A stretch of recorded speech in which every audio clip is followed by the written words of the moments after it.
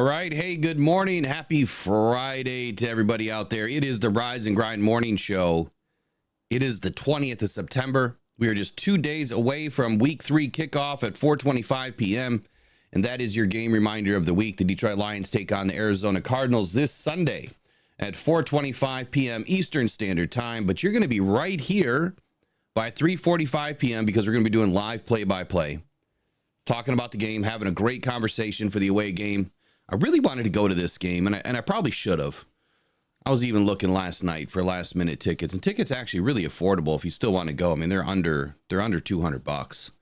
Flights are under $300. I mean, it's not terrible. It's just I got too much to do this weekend, and figured I'd stay home and do some play-by-play with everybody and have a little fun. We have a little bit to get to today, and of course, the last hour we're going to be doing the NFL weekly predictions and see if we can continue our trend, or at least my trend. 18, what was that? 18 and 16 on the season already? I don't remember now. We'll get to that later. Eric, good morning. How you doing today? Pretty fantastic. Had a great night on the beach, full moon, lots of rocks. What a blast. You know what's weird? So my dog is older, right? And he wakes me up like every morning at 2:30 to go out and go to the bathroom.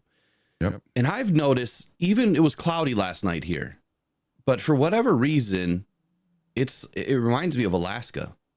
Like I can see. It's not pitch black. For whatever reason, I can see.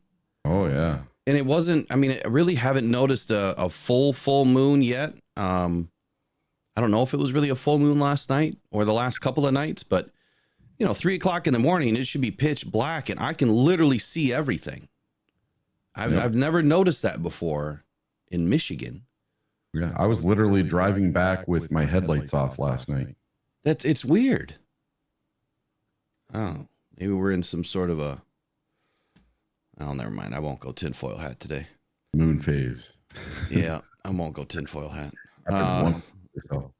Trying to pull up my weekly predictions here so I can see where I'm at. Yeah, so last week I hit 12 and 4. 12 and 4 is what I hit last week. That's a big comeback from a 6 and 10 week to start. So I am 18 and 14 on the season. Eric, I don't have yours tallied up, but let's get started right away with some news and rumors. Where do you want to start? Let's go around the league. Sure. Let's do that one first. So you brought up Jordan Love this morning. Yeah. And there's an interesting conversation happening within the NFC North, so it does affect the Detroit Lions. What is going on with Jordan Love?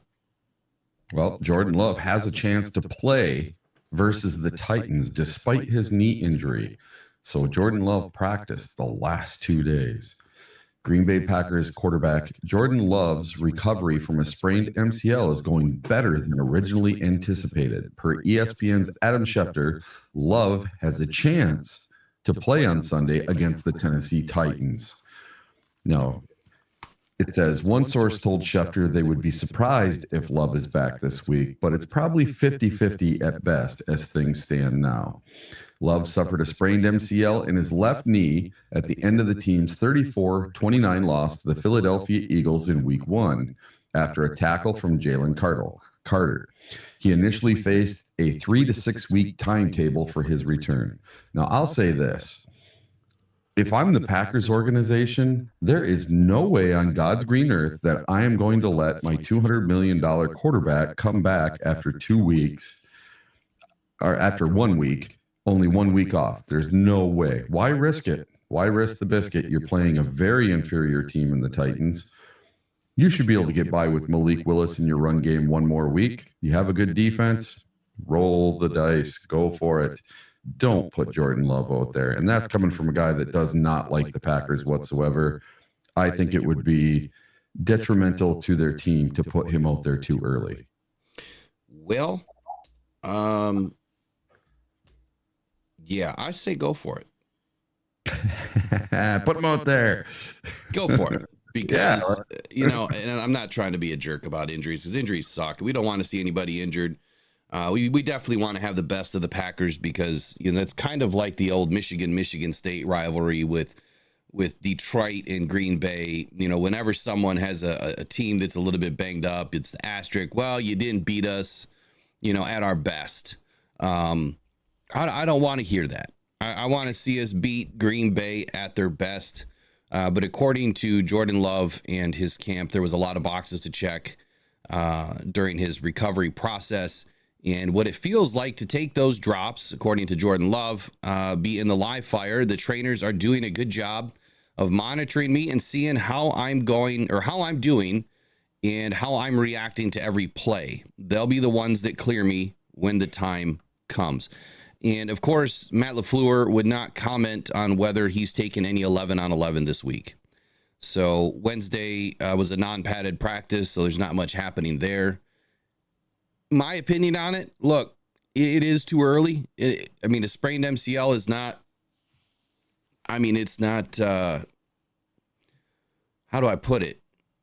It's one of those things that if you don't take care of it right, it's going to linger. And I don't think you want it to linger. And if he takes a bad hit again, the thing could just pop and go, and then he's out for a year. They just won last week. I think it's a game that, they snuck in and they probably shouldn't have won that game. And I would be careful with the Titans. I know that this is a team that everybody poo-pooed on the entire offseason and said that no matter who's playing them, they're going to lose. I think that they have a little bit more there than what meets the eye, and they might be one of those trap teams this year that just kind of ruins somebody's season. So I'd be a little careful with the Titans, especially if Jordan Love's not in the game and Malik Willis is under center. I think the Titans will have a good enough game plan to handle Willis this weekend. But interesting news that it's only been a week and a half or 2 weeks, whatever it's been for Jordan Love. And he's potentially back in the saddle this Sunday. What's that? I got one thing to say. Sure. What you talking about, Willis? I've been waiting to make a meme for when Willis loses a game. Oh, no. I've got it all ready to go. I just need Malik Willis to lose a game. Well, the power rankings came out this week, and we'll do a quick rundown of what we're looking at. So, of course, your Kansas City Chiefs are still number one. I'm just going to run down the list one to none here. Kansas City, San Francisco, Buffalo, Baltimore, Philly, Detroit sitting at 6, New Orleans, that's big for New Orleans, Dallas, which I don't believe they belong at number 8, Pittsburgh, Tampa Bay at 10, Green Bay at 11, Houston at 11, tied. It's kind of weird. Minnesota at 13. I believe that Minnesota should be above Green Bay. Yes. Without a doubt. Cincinnati at 14. That one's highly suspect. And then you got the Chargers. Miami. Look, Tua's not in the game. Miami should probably be dropped all the way down into the 20s. They're just not going to do anything without Tua. Seattle at 17. I think that they belong up there a little bit. The Jets at 18. I think that's right. Chicago at 19. They should be at 32. Cleveland Browns at 19. Tied with Chicago. Las Vegas Raiders at 21. Atlanta at 22. Cardinals at 23. They definitely should be moved up the list. They're still not trusted. The Rams at 23. Tied with Arizona. It's kind of weird, right? I don't understand the ties. And then you have the Colts, the Patriots, the Jaguars, Denver, Washington, the Giants, the Titans, and Carolina rounding out the bottom. Any thoughts on the power rankings? Yeah, there should be some stuff moved around here. Minnesota should definitely be above Green Bay. I don't know why Green Bay always gets all the love. They're 1-1. The Lions are 1-1. The Minnesota Vikings are 2-0. Against one really bad team and one really good team. And for some reason, Minnesota has the 49ers number. And now all you're seeing online is Brock Purdy's a fraud. Brock Purdy's no good. Brock Purdy sucks. And his teammates are even having to stick up for him now on videos and stuff. And listen, I think Minnesota's pretty decent. I was calling for it all off season that they weren't going to be fourth in the division. And no one would listen to me. I think they should be much higher than Green Bay. They should probably be up there where Dallas is at number 8. I could agree with that. I think it's good to see Detroit still at 6. And you know what's fun to finally watch is we really are getting some good analysis from around the NFL. All the different analysts out there. It hasn't been Detroit's a fraud, right? Haven't heard that. No. It hasn't been, they're losing, these games they should be winning. They're no good. We're not hearing any of that stuff. I'm actually hearing some good things from around the league, where the Detroit Lions are getting a lot of credit for where they are and a lot of credit for what they've done. They're still a team that should be feared. And that is a first for me. Normally, we drop a game and it's, told you so. Lions, they're just, frauds this week, and this is who they really are. They can't win the close games. They've got coaching issues. And, I want to transition off of this for just a second. With Dan Campbell having to move from his house, does anyone think that maybe he was under just a lot of pressure over the last week and a half before this game, and maybe his mind was elsewhere, and that's why he kind of took the L for the team? And we had the big snafu at the end of the first half, that maybe his mind was just a little bit cluttered. I mean, you've got fans, for whatever reason, terrorizing this man and his family, and he had to move. He had to sell his home. So I'm wondering if the fans are responsible for this loss by putting too much negative energy around Dan Campbell. And if that's the case, man, what a shame. Like, come on, people, leave the dude alone. Like, he's not your friend. As lovable as he is, you got to leave the dude alone. Let him do his job, man. This is a very important part of the season, and he's forced from his home because y'all just can't behave, can't act like adults. And I guess that's the internet in a whole, right? No one can act like adults on the internet. Check this out, Will. I heard a rumor yesterday that debunks all of that story. The whole thing. It's been out. It's been written by everybody now. Yeah, but you want to know what? Dan Campbell's been building a brand new home for the last year and a half. Okay. So doesn't that debunk that whole story that he moved for security reasons if for the last year and a half he's been building a new home? Yeah, I think it would. But did he have security reasons a year and a half ago? Maybe, but... Or, has it been going on that long? But they made it sound like we lost this Bucks game, and he decided all of a sudden to move after this Bucks game because of people found out where he lived because we lost that game. Now, I would say if that's how... So I haven't read every article, but if there's an article out there that frames it that way... Yes. And that's how... And I don't know who it is because I haven't read them. I didn't spend any time reading this stuff. I read one article that just kind of said that, he had to move because of security reasons, and they found out where he lived. If that individual writer, just like I did the other day with Jared Goff and the whole media creating these negative narratives, and Jared Goff needs to be benched for Hendon Hooker and blah, blah, blah, blah, blah, then that writer needs to go look at himself or herself in the mirror, and you're the problem. Like, you are the problem. You're the reason why there's all this negative energy that happens within the fans. Yeah. So go cold shower and go look at yourself and realize that there's a little bit more to life than a click, right? Clickbait is for the birds, man. If you can't get views, that because without clickbaiting, then your content sucks. Sorry. Don't clickbait, man. It's not that difficult. You want to push the envelope a little bit. You want to get people, to click on your stuff. Have a really good heading, right? Have a really good title. I don't always have the best titles. I don't always get the most views. Some videos do great, some don't. And I also think part of it's YouTube, kind of burying you a little bit on certain things. But look, just stop the clickbait, man. It's not worth it. It's really not. Matter of fact, people are going to stop opening your stuff at some point because they get sick of it. All right, so I'll digress from that. Playoffs. Yeah, Detroit. Still 54%. 54%. I can't talk. 54% projection to make the playoffs still. 29% to win the division title. And when you look at the other divisional matchups here, the Packers are at 23%. Minnesota's 32%. So the Detroit Lions are in second place right now, according to PFF, to win their own division. Win the conference championship. Detroit's got a 10% nod here.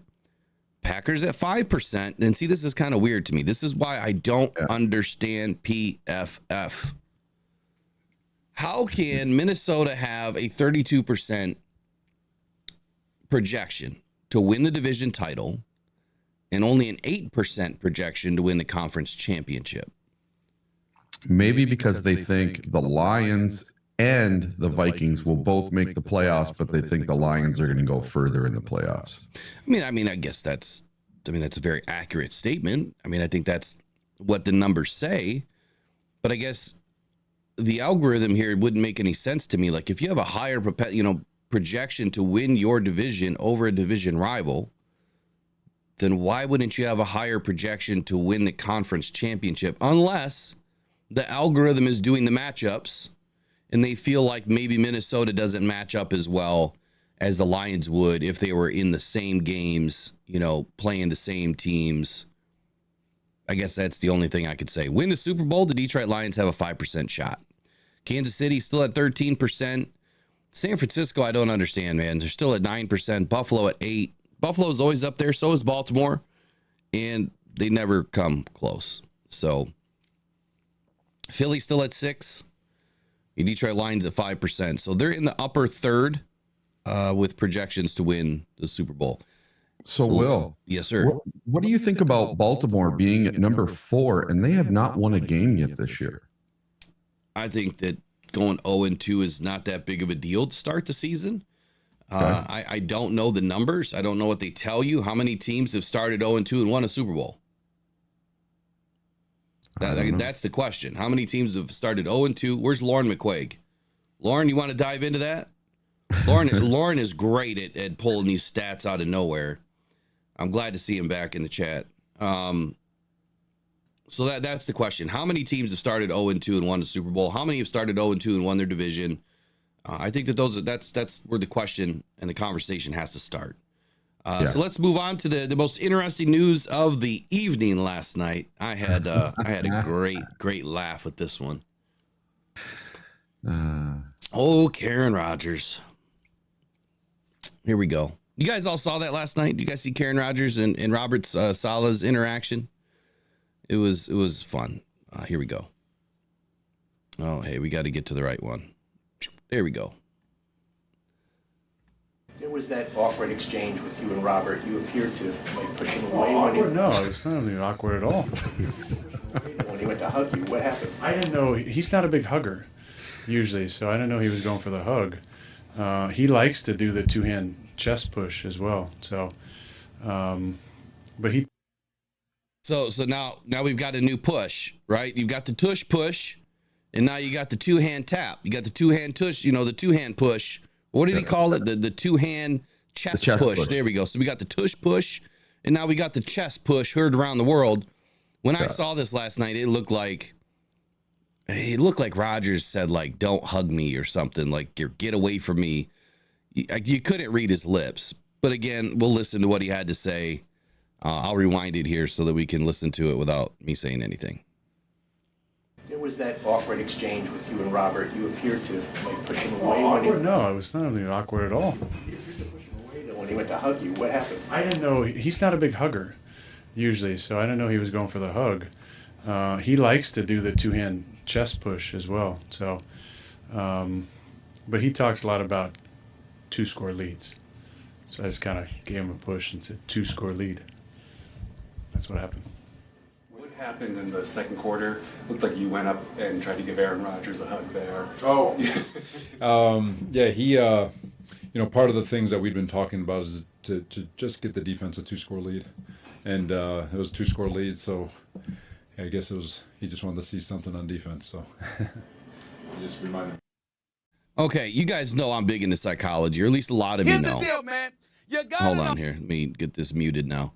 You guys know that I'm big into psychology, and in body language is a big part of it.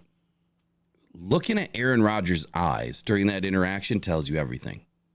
That was anger, resentment in his eyes. He was pissed off. I mean, he was staring right through Saleh's soul when that whole interaction went down. I understand the part of getting a 2-score lead, right? Just give your defense a 2-score lead, let your defense go and win the rest of the game for you. Makes perfect sense. But you could also tell that when Aaron Rodgers was asked what happened, and it was, an odd interaction, and he's chuckle smiling, like there was nothing odd with this interaction. You could, again, if you understand psychology, he was full of what with that comment.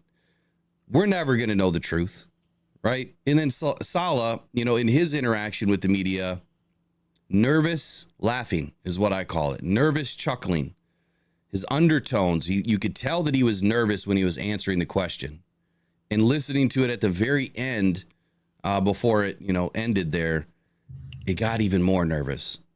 Eric, what did you think now after watching that a couple times? My God, it is so awesome to come in on Friday morning and get the chuckle of the week. That was awesome. That was fun to watch. Made me smile, made me laugh. I woke up to this morning to that headline and I was like, what the heck? Had to watch it. And man, that's a lot of fun this morning. I like it. That's the way to end the week right there. I love it. Yeah. Aaron Rodgers will never, it seems like he never has a dull moment. There's always something. It's always something. It's always about him. No matter what team he's on, no matter what he's doing, it's always about him. Well, I think the last bit of news today for the headlines from around the league is Tua Tagovailoa. My mouth's not working today. So Tua's been placed on IR. I personally feel that this is the end, and it probably should be the end for Tua's career. It's just not worth it. You've had a lot of NFL royalty stand up and make their comments, widely known for Tua, that this is just not worth it, man. Your family comes first. Your life comes first. You've done enough. You've made enough. Not that an injury settlement matters, but he'll get something and he'll be just fine financially. He could maybe transition. I don't know what his career looks like from, a media perspective, but there's always a possibility that he could transition into doing something like that. But being diagnosed with I think it was his 3rd or his 4th major concussion, major concussion. That's not a good situation to be in. At any point in time, and we've seen it happen, the mildest of interactions, DeMar Hamlin, right? Even though that wasn't a concussion, he had went into cardiac arrest on the field from a mild interaction. I don't think that was a real wild, hit or anything. But we've seen just some mild interactions with players turn really bad. And I just don't want to see something like this happen for Tua or anybody in the NFL, anybody, period. But, especially when we're watching these games, I think that it would be wise of him to just kind of hang it up and walk away. He gave it his all. He can't control what he can't control. One more hit and he may not get up. And I think that that's a real concern right now. If the Dolphins are smart, they're educating and giving him as much reason to just say it's okay to walk away. We're good with it. More dangerous than an MCL, an ACL, PCL all at once. And we've seen people that had their career shortened, like Billy Sims and Charles Rogers and all these other players that never got to finish out their career but had all the talent in the world. And I think that's what we're looking at here. There is no way that the NFL as an entity should ever let Tua come back to play in a game ever. But that's my opinion. I don't think he should ever come back to the NFL. Yeah, I mean, if they have anything to say about it. Yeah, they have to protect themselves as an entity. You can't have a player go out there and the next thing he's scramble-brained and he turns into a vegetable right there in front of you. That's the one thing that NFL does not want. You know, it doesn't want the DeMar Hamlin story. They don't want people dying on the field. And if you continue to let people get their brain scrambled like that, and you knowingly do it, that's what's going to happen next. And I don't ever want to see that. I think he should just hang up the cleats, be done. I mean, you gave it your best. You were very talented, you know, so it's time to hang him up. Yeah, I would agree, man. I mean, it's a sad story all the way around. Of course, you want to see Tua, you know, finish out his career on a high note, but you know, sometimes we don't get that opportunity in life. It just, you know, we're faced with an alternative path, and I mean, I've been there myself. You know, I didn't expect to have a major spinal, you know, injury. I didn't expect to have cancer. Sometimes you just gotta pivot, move forward, and just keep pushing, and that's all you can do. And I'm sure Tua's going to be just fine. You know, the difference between us is probably about $100 million, but he's going to be just fine in his life. So, you know, I say this: I want to see Tua grow old and be able to know who his grandkids are. Right. You know, I don't want him to be old grandpa that doesn't even know who he himself is. You know, who was it? Junior Seau that went off the deep end, and then they found out, you know, later on that he had CTE. That there's a high chance that Tua's going to have CTE. You watch. Oh, of course. I mean, and dementia is a real thing for football players too. You know, I know these things walk hand in hand. The more head impacts you have, the more that hypothalamus gets impacted.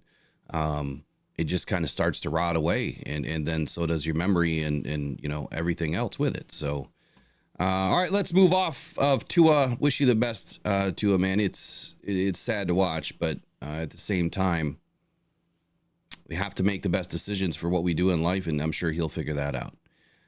So there's plenty of quotables this week coming from some coaches and some players. We've got some key matchups this weekend, kind of looking at who's going to have the best matchup.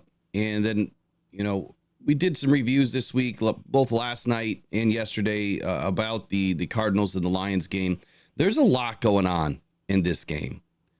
I mean, there's a lot to look at. There's a lot to watch out for. And I think the most important fact, and it came from another channel. It came from, I think it was PFF that I was watching late last night. They were talking about Aiden Hutchinson. And of course, his numbers, I mean, are ungodly amazing right now, right? 41.2 pass rush win rate percentage is insane.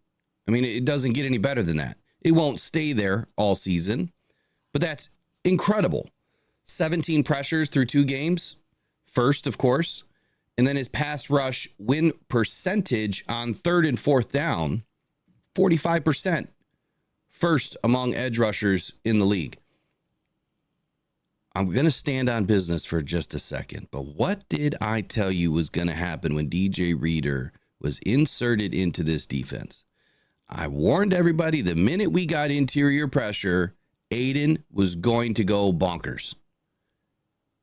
You add Marcus Davenport back to this defensive line, and it's curtains. Like, just close them. It's done. No team is going to be able to survive as long as they play smart. And that was the biggest comment last night. So now that I know that I'm not crazy in what I see, here was the comment. Hutchinson will have to stay in his rushing lanes and not over pursue Murray to prevent the speedy quarterback from escaping the pocket for big plays. So I'm not the only one that recognizes Aiden gets too deep, right? He plays too far beyond the pocket and blows containment. Right now, he's been lucky, right, that he's having an opportunity to do what he's doing, taking some better angles. And that is what an interior pass rush is going to allow him to do. So he's kind of been out in that wide 7, wide 9 stance more often than he was last year. And what that's doing is giving him more of a direct angle at the quarterback. When I see Aiden lined in tight, that's when he gets too deep. When he's out wide, my hands are off the screen. So when he's off wide, he's able to go straight in at the quarterback, right? When he's in tight, he's kind of going around the quarterback from both angles, whatever side he's on. So keeping him out in this wide 9, I think this weekend is going to be very impactful to have him take a direct shot towards Murray, which is going to then force Murray to go towards the interior of the defensive line where DJ Reader should be, or Aleem McNeil should be, or Marcus Davenport crashing down the other side of the line. But I thought it was an impactful statement from somebody else for once. Not from Will Rock, but from somebody else for once that sees the same things that I see. And he's been playing lights out. He's going to have to continue it. We're going to need it this weekend. We need discipline this weekend. That will be one of my bigger key matchups in this game is, of course, the defensive line and how they're going to corral Kyler Murray. Is it even possible? It is a big test this weekend. So I think we could just start there, I guess. Actually, no, let's start with Jared Goff. So Jared Goff has been known to need a clean pocket, right? And I think it is a key for any quarterback. If you're a pocket passer, you need a pocket. If you're a dual threat quarterback, you need a pocket, but you can also escape and throw on the run. It's not ideal, but now you have two very different quarterbacks going head to head this weekend, and polar opposite quarterbacks. You have a true dual threat in Kyler Murray, and you have a true pocket passer in Jared Goff. I want to put this debate to bed this weekend. If Jared Goff goes in and has his best game of the season, plays to the best of his abilities, has a clean pocket to make the throws, and his receivers are getting open, and he wins the game, and he beats Kyler Murray, can we finally put it to bed that you don't need a dual threat quarterback to win in the NFL? That Jared Goff is fine without having to run? There's two different factions here, two totally different offenses. Tom Brady won, 7 Super Bowls? Didn't have to run. Had a clean pocket. He had receivers that could get open. And I'm not saying that Jared Goff is Tom Brady. I'm just saying that that style of offense is what the Lions are running. But I want to put it to bed this weekend, but we also need to see Jared Goff get a clean pocket because it's been a little bit of a struggle to start this season where the Detroit Lions, despite playing behind one of the best offensive lines where Jared Goff has been and attempting the second most passes from a clean pocket this season, 58, Jared Goff has only tossed a 48.7 PFF passing grade this season. That is not great. He's also been under pressure, so some of these stats, in my opinion, are a little bit skewed. They're saying that he's had a clean pocket 58 times this season so far through 2 games. I wouldn't agree when I look at the tape. Things are just not clicking right now. So after the first 2 weeks, the Detroit Lions offense ranks just 11th in the NFL in expected points added per play at 0.007. Pretty bad. Taking a look at it, right? In 2023, in the regular season, they were ranked 4th in expected points added at 0.074 and 3rd in yards per game, 394.8. And the Detroit Lions were widely expected to carry their offensive momentum into 2024. I think everybody expected that. Is that a fair statement, Eric? We expected it. Oh, yeah. Now the expectation was only heightened by the continuity factor. You're keeping Ben Johnson. You've kept all of your weapons on offense. You've added to the offensive line. It was expected that it was only going to look better and get better this season. However, during the first 2 weeks so far, the Detroit Lions offense ranks just 11th in EPA, like I had said. The drop-off is especially evident in the passing game, with Detroit ranking 6th in EPA per play in 2023, but dropping to 24th so far through the first 2 games of the NFL season. All these stats are meaningless if you don't know what they are, right? If you know what they are, it makes some sense. At the end of the day, what it's saying is, what is Jared Goff's effect on the game when he drops back? Is he going to add points to the bottom line, right? Is he going to add points to the game every time he drops back, or is he not? Last year, he added a lot of value, a lot of points to the game every time he took a drop back. This season has not been the same. It has not been that case at all. If anything, we're just not putting up points. But we've also had 2 of the best, I think, matchups you could have to start a season. Now, struggling is a fair word. I think that they were struggling. I think the offensive line has been struggling. We have not had consistency in the run game. I've heard or seen and read, from the comments, well, you just got to run the ball. Well, go really look at the stats. I don't care that you see that Jahmyr Gibbs averaged 6.5 yards per carry last weekend. The tail of the tape will tell you he didn't do much at all. And he had a few breakouts that helped him get to that average. Monty was more of what was really happening that day. 3.2 yards per carry. That's not great behind this offensive line. That you should be at a clip of at least 4.5, if not 5 yards a carry behind this offensive line. And losing a yard or yard and a half on every carry, it tends to add up over the course of a game.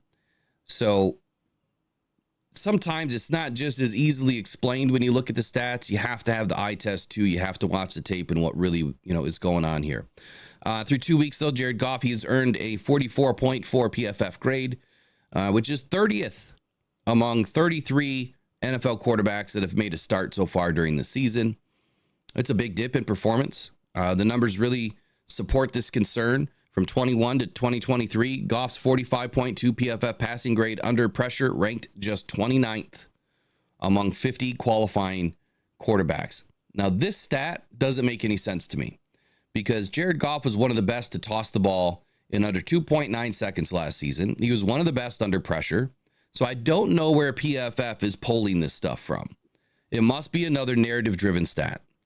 However, even Goff, although he has a bunch of harsh, criticism from around the league, he has also recognized that his effectiveness from a clean pocket often compensates for his struggles under pressure.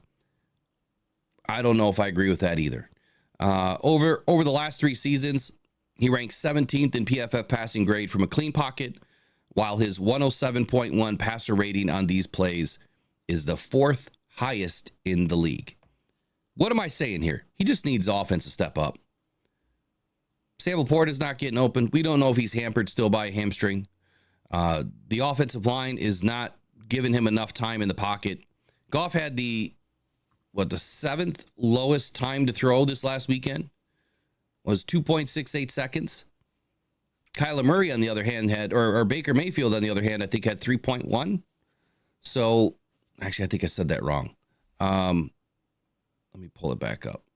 While I pull it up, Eric, what are your thoughts on Jared Goff and having a clean pocket this weekend and how important it's going to be? Yeah, if you look at PFF, their average time in the pocket, Jared Goff has an average on the season right now of 2.53 seconds. Okay. And then you look at somebody like Kyler Murray.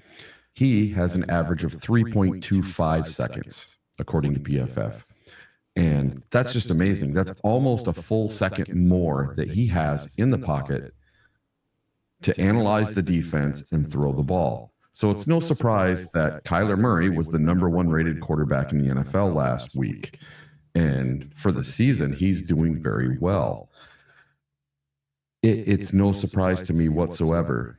Holy moly, DLR Van Halen with a $20 super chat. Yeah, let me get to this one real quick. So Van Halen says he's wishing a speedy recovery to Nate Tandy, quarterback of the JV Rochester Falcons. Nate suffered a broken wrist in last night's game. Wishing him to get well soon from Blake and the rest of the Falcon family. Sorry to hear about that, DLR Van Halen and Nate Tandy, the JV team for the Rochester Falcons. Rock On Detroit Lions wishes you a speedy recovery and to continue on in your team's success this year. So big super shout out from DLR Van Halen from Rock On Detroit Lions.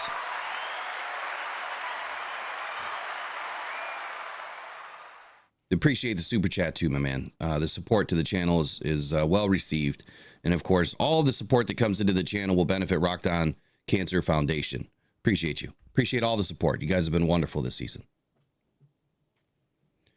Were you finished on what you were talking about there? Yeah, just the whole fact that Goff is under pressure this season. Our offensive line is going to get it together. We have one of the best offensive lines in the NFL. I don't know if it's a gelling issue. It's more of a preseason type issue. We just didn't play in the preseason. they got to get their you know what together, right? They need to get that attitude of we're the bullies. We're going to run the ball when we want to run the ball. We're going to pass the ball when we want to pass the ball, and you're not going to stop us. You're not going to sack our quarterback. I don't care about pressures so much as I don't want to see him getting sacked, and I want to see him have enough time in the pocket where he can elude a little bit, read the defense, and tear him apart. And that's the one little thing that is missing right now is we don't have that whole bully mentality. We had it in the overtime win against the Rams. Overtime, that's the kind of offense we need to be running. They know we're going to run the ball, and we run it anyway. You like my little my bully ball statement, don't you? Yes, today I really like it. We need to be bullies again. I'm sick of us just laying back and getting pressure on Goff and him having to throw the ball real quick and throw it in the dirt and throw the ball away. I hate seeing that. I want him to have a cleaner pocket. I want him to have time to dissect that secondary and get that ball to his open receiver, because 9 times out of 10, somebody's going to get open. They just need a couple of seconds. Yeah, I mean, in the NFL, a couple of seconds is eternity, right? I mean, sometimes it's just the difference of a half a second or less that you're looking for, and that's really what it is. And I'm going to break it down here in just a second. I need to find the defensive rankings for the week and where everybody is lining up. So team defense is what I need, Eric, if you can try to find it here. I don't have it pulled up. Defensive reports, defensive grades for total team defense. So which defense ranks the highest to lowest? Okay, let's see here. Oh, they're doing just individual players. I want teams. It might be on PFF there. Yeah, I'm looking.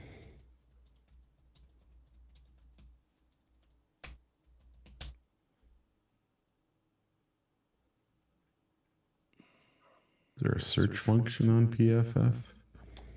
Yeah, there is. I'm getting closer. I'll have it. All right, here we go. So up to week 3, NFL defensive line rankings.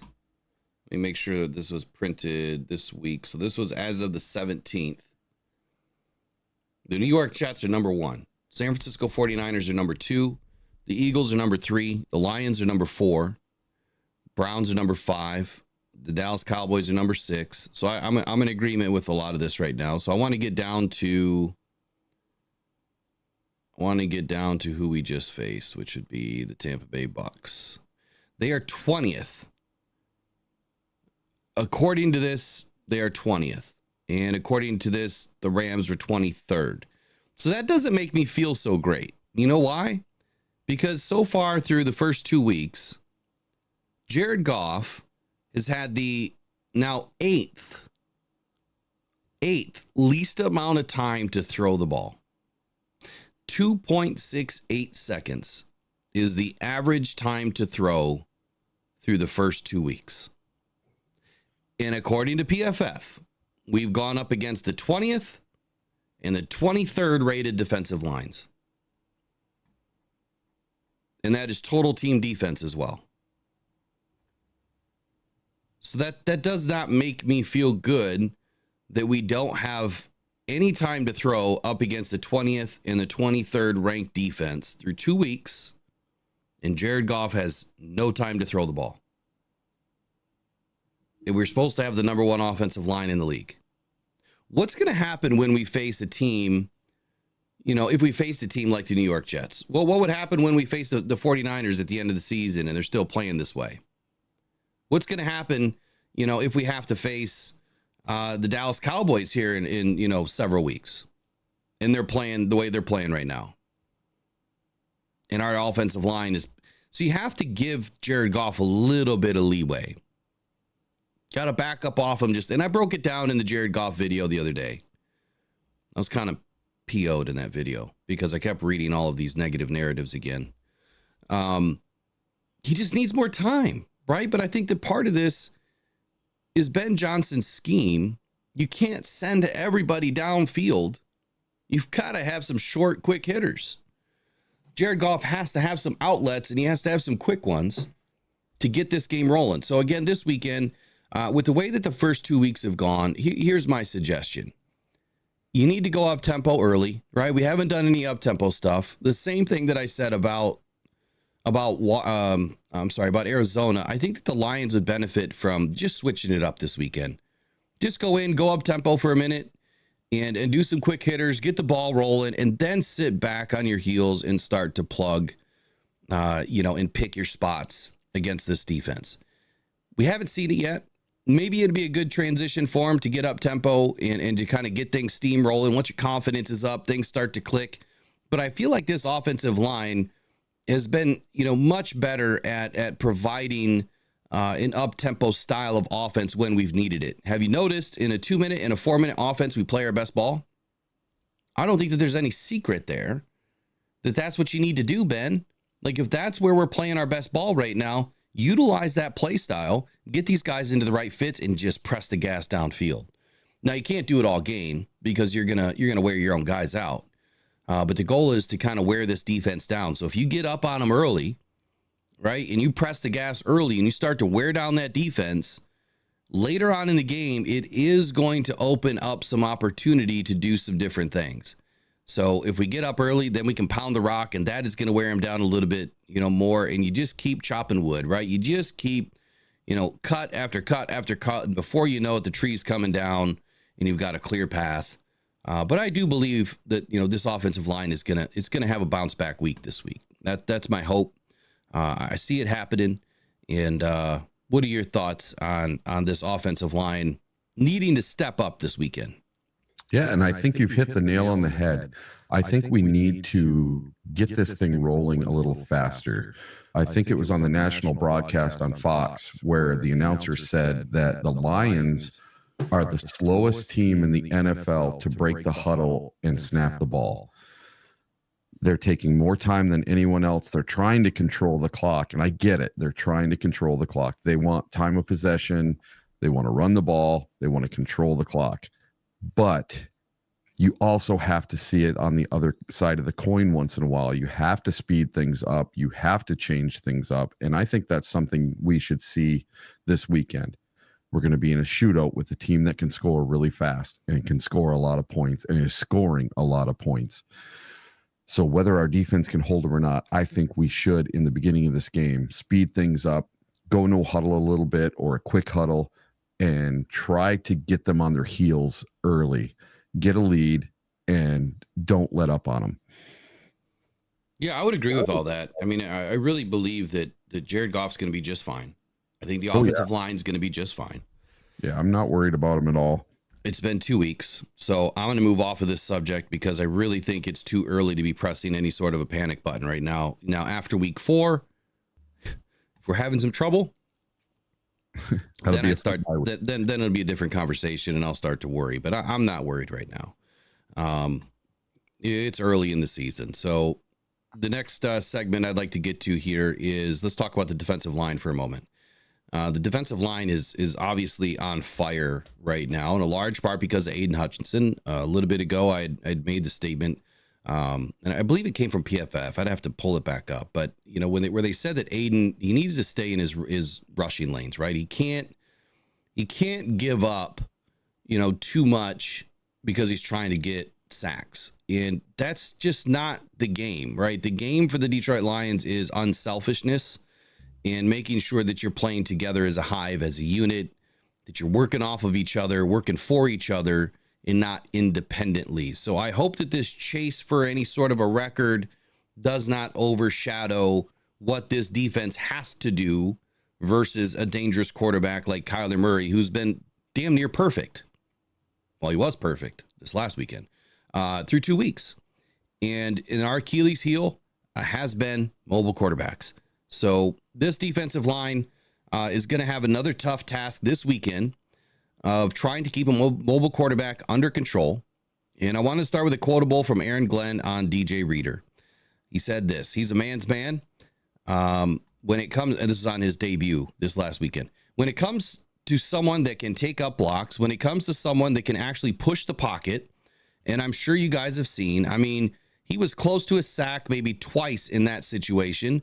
So that sneaky athleticism that he has that showed up, man, when that man really gets to start rolling, I think it's going to be something to tell with these guys. I'm not real sure what he was trying to say in this moment, but I think what he's trying to say is there's a lot more to come from DJ Reader. We've only seen, just a brief moment of what DJ Reader offers to this defensive line. And a big part of it was Aiden Hutchinson was able to get free. Another big part of it is the middle of this offensive line was collapsing, which gave opportunity to the outside edge. Now, I use, the triangle and the W, right? I don't know if anybody else uses the W, but you take a triangle and you flip it forward. You got your wings on the triangle and you flip it forward, you've got a W. So if you're pushing that middle of the pocket with DJ Reader and you got Aiden and Davenport as your W's, right? And they flip forward and they collapse the rest of the pocket when Kyler Murray has nowhere to go. That's what they need to do, but they have to stay disciplined. They can't get too far deep this weekend against Kyler. Matter of fact, I wouldn't even want to see Aiden or Davenport really rushing the quarterback. Just stay home and it'll happen. Like, it will happen. I promise you.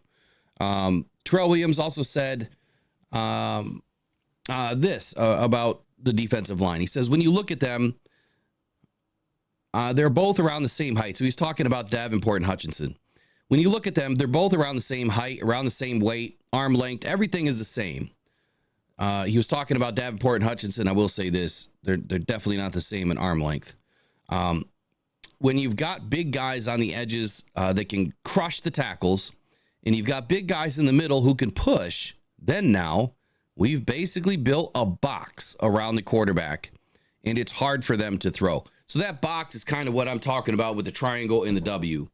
Just draw yourself a W, right? That's what I envision for a defensive line to have success against Kyler Murray.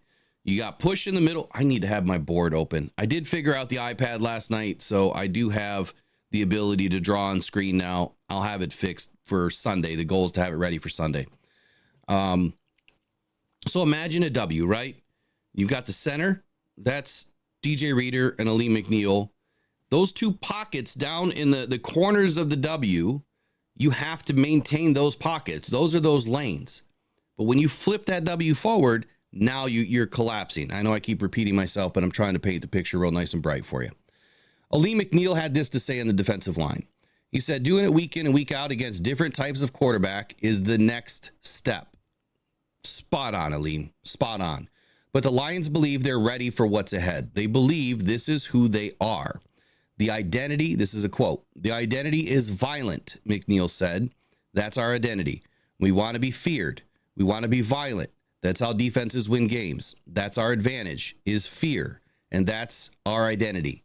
We want to be feared. We want to be that violent defense that nobody wants to play. When your big guys in the middle are getting push, then we have good rush lanes on the edges. It's just who can get there first at that point. This was Hutchinson now, sorry. Hutchinson had this to say. Let me repeat that. When your big guys in the middle are getting push, and then we have good rushing lanes on the edges, it's just who can get there first at that point. I think that's the recipe for success for a D-line. We just got to keep it up. We got some athletic quarterbacks coming up, so we really got to be precise with it, and the communication's got to be great. I think we're ready, though. We'll find out. It's the we'll find out that has me nervous. Eric, are you nervous? This week, no. I'm not nervous. Really? I'm relaxed. Yeah. Okay. Yeah. Until they prove me wrong, I'm relaxed. Hey, well, they have to prove us right first. They have to prove us right that they can maintain the rush lanes. I'm going the other way. I'm going to relax. I think our run defense is just fine. I think this week we might get more sacks on Kyler Murray than people are thinking, because I think they are going to stay in their lanes. And I'm thinking that Kyler Murray is going to run right into their arms when he tries to run around the end. And that might result in sacks. I got to update here. So Rock On Cancer Foundation.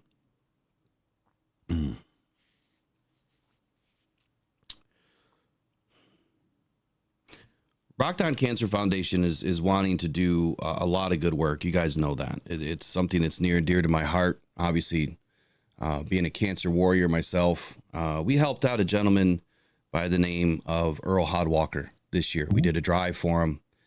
We helped him raise enough money for his final burial costs, and Earl passed away today. Aw. So Earl has lost his battle with cancer. They did everything that they could with the surgery on his spine. They couldn't get clean margins, and the tumor came back extremely quickly, less than a few weeks. And he went on hospice about a week ago, and Earl has passed away. So this is the tough part of being involved in a foundation and helping people with whatever they need, because we're part of their story. And you guys that helped and were there were all part of his story. I can't express enough how big of an impact you had, and how much joy you brought to that family, that they could see that people actually cared. So that was very nice of everybody that participated. And man, it's just, this is the hard part for me, that we have to hear these stories, because I was hoping that it would be the opposite. I mean, the hope was slim because of the condition, but you always hold out hope, right? Always try to see the positive in something. But Earl's passed away today, so man, that's a tough one. That's a tough one. But thank you guys, and thank everybody for participating and helping Earl get his wish, which was to relieve his family of a burden of having to bury him at such a young age. Man, that sucks. Okay, so we were talking about Kyler Murray in the defensive line.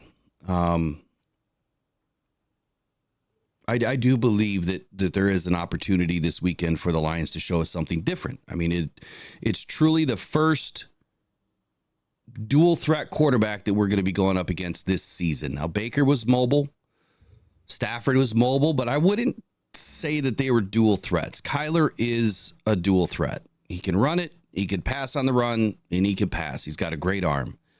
It is going to be interesting to see how Marvin Harrison adds an element to this against our young cornerback room. And what I mean by young is they haven't been together very long, and we've got rookies that'll be starting in this game. And I mean, Brian Branch is only, in his second season, but he's playing like a veteran. We'll put it that way. It'll be fun to watch this defensive line work. It is going to be the story of the day. Is Aiden Hutchinson going to be able to capitalize on what he did last weekend? Is he going to be able to stay disciplined and get after Kyler Murray? What is going to be, the story at the end of the game? And I think if I were to put out a prediction for what this defensive line is going to do, and I hope that I'm right here, is that they're going to stay more disciplined and not attack as much, not be as aggressive. I think if they have too much aggression towards Kyler Murray, he hurts us. I feel if they just hang back just a little bit, I mean, you're going to want to get pressure up the middle without a doubt. But if we hang back just a little bit and open up those rushing lanes and take your shot, that's where we have success this weekend. But if we're just going balls to the wall at Kyler from all angles, you've seen the videos. I mean, it's like video game mode. Matter of fact, they have a new camera called video game mode. Did you see that on Kyler? No, I didn't. Oh boy. I've got to find it. I've got to find it so I can share it. But next up, let's get to some game matchups. Eric, what do you have this weekend for some game matchups that you're going to be paying attention to? Well, because of our injury report, I am wondering about our secondary, because Terrion Arnold has not practiced this week. Ife Melifonwu has not practiced this week. Ennis Rakestraw has not practiced this week. So if we're down those three players, we're going to have to rely on Brian Branch, Kirby Joseph, and possibly Brandon Joseph or Lauren Strickland as a safety. And that's going to be very interesting to me to see how these other guys do, because then you're going to have Amik Robertson and Carlton Davis out there as your corners. Man, it's going to be, that's the one thing I'm really keeping my eye on is that secondary versus this high powered offense. You know, you have Marvin Harrison Jr. had two touchdowns in the first quarter of last week's game. So he's no joke. He's the real deal. He's good. Kyler Murray has a cannon. He can throw the ball 70, 80 yards. It really worries me that our secondary may not be able to hold up 100% against this high-powered offense. So we're going to see, hey, maybe our defensive line can get to them, but the secondary is what has me worried the most this week. You know, I would tend to agree with all of that. Here's what I would say about Harrison. So Harrison on our cornerbacks is going to be Carlton Davis. It sounds like Carlton is going to get the nod here no matter what to take on an elite wide receiver. But just like anybody else in the NFL that enters as a rookie, he's a rookie.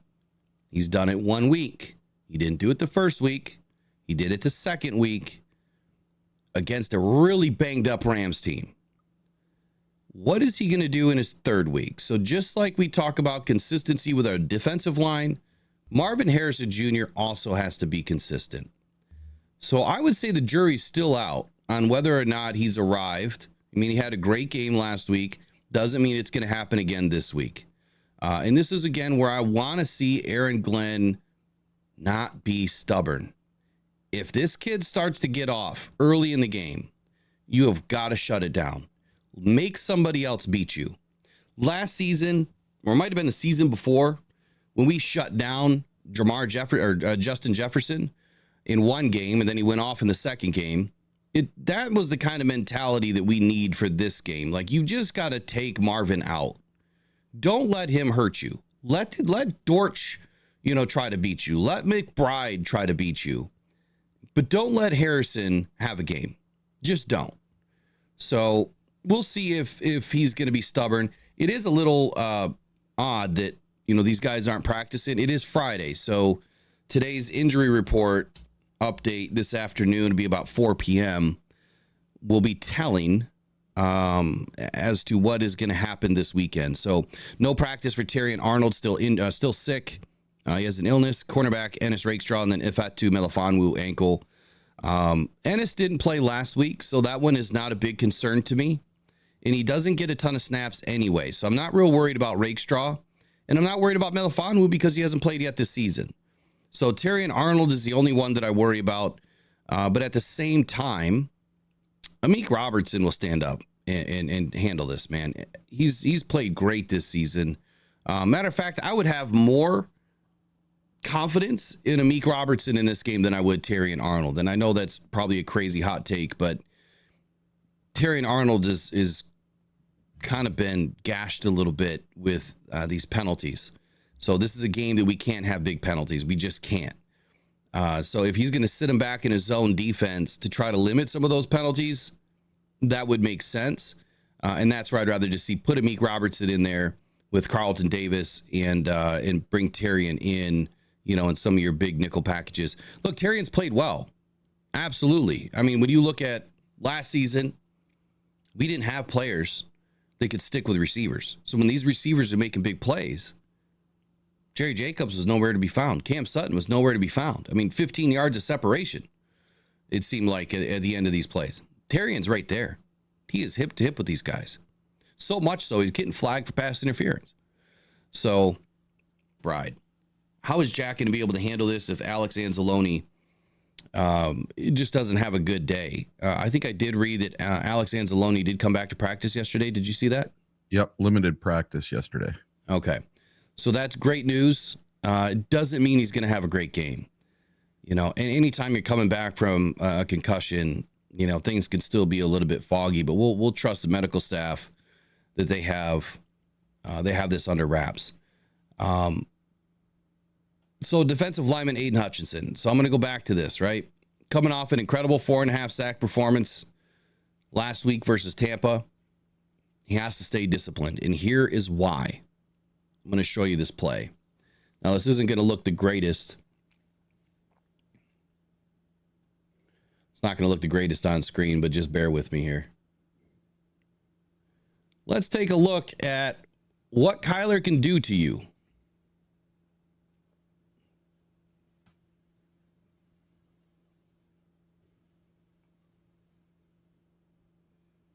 Jesus, man. Touchdown. That is why you have to stay disciplined against dual threat quarterbacks. I love this look, by the way.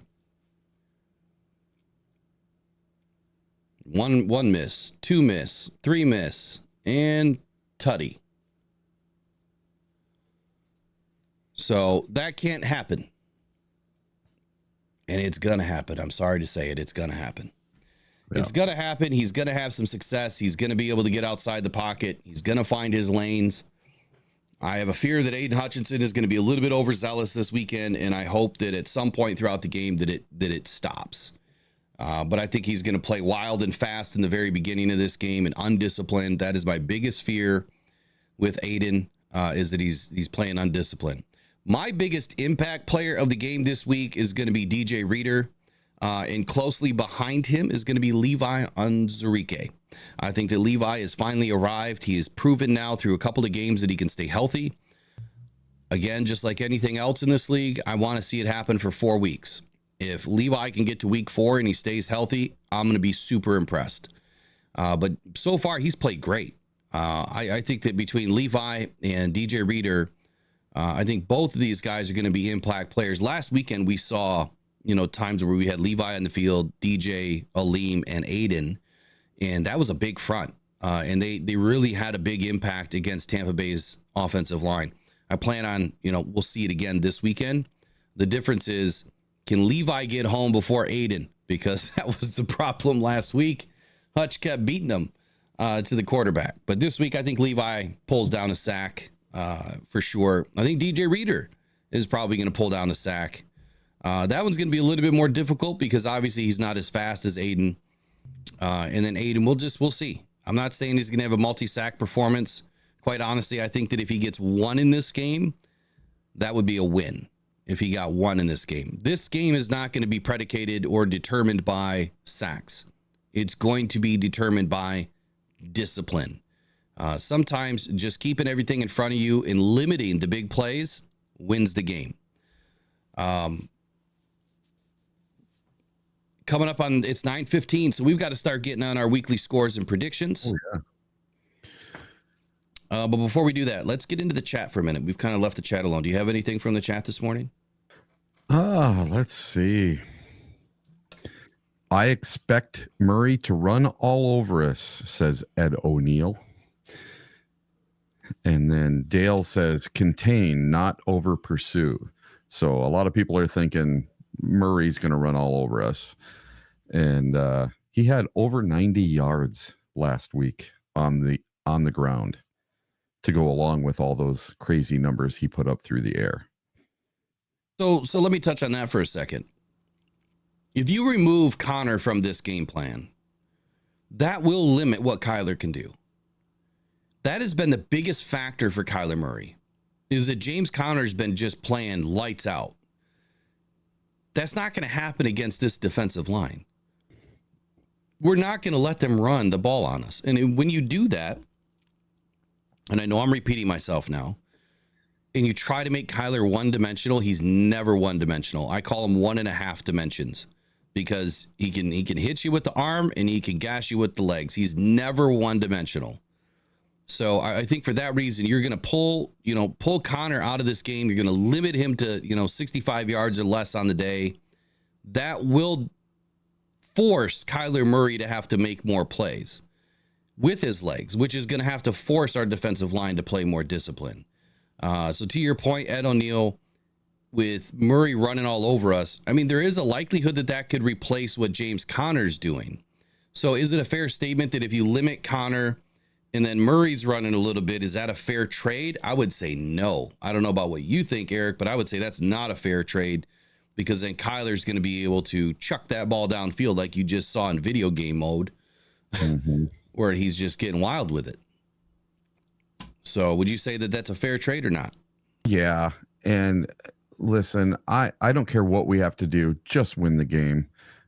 Figure out a way to limit Murray, limit Connor, take away the run game, try to make him as one-dimensional as possible, and stay home. If I was saying anything, I would be preaching stay home, stay home, stay home to my defensive ends.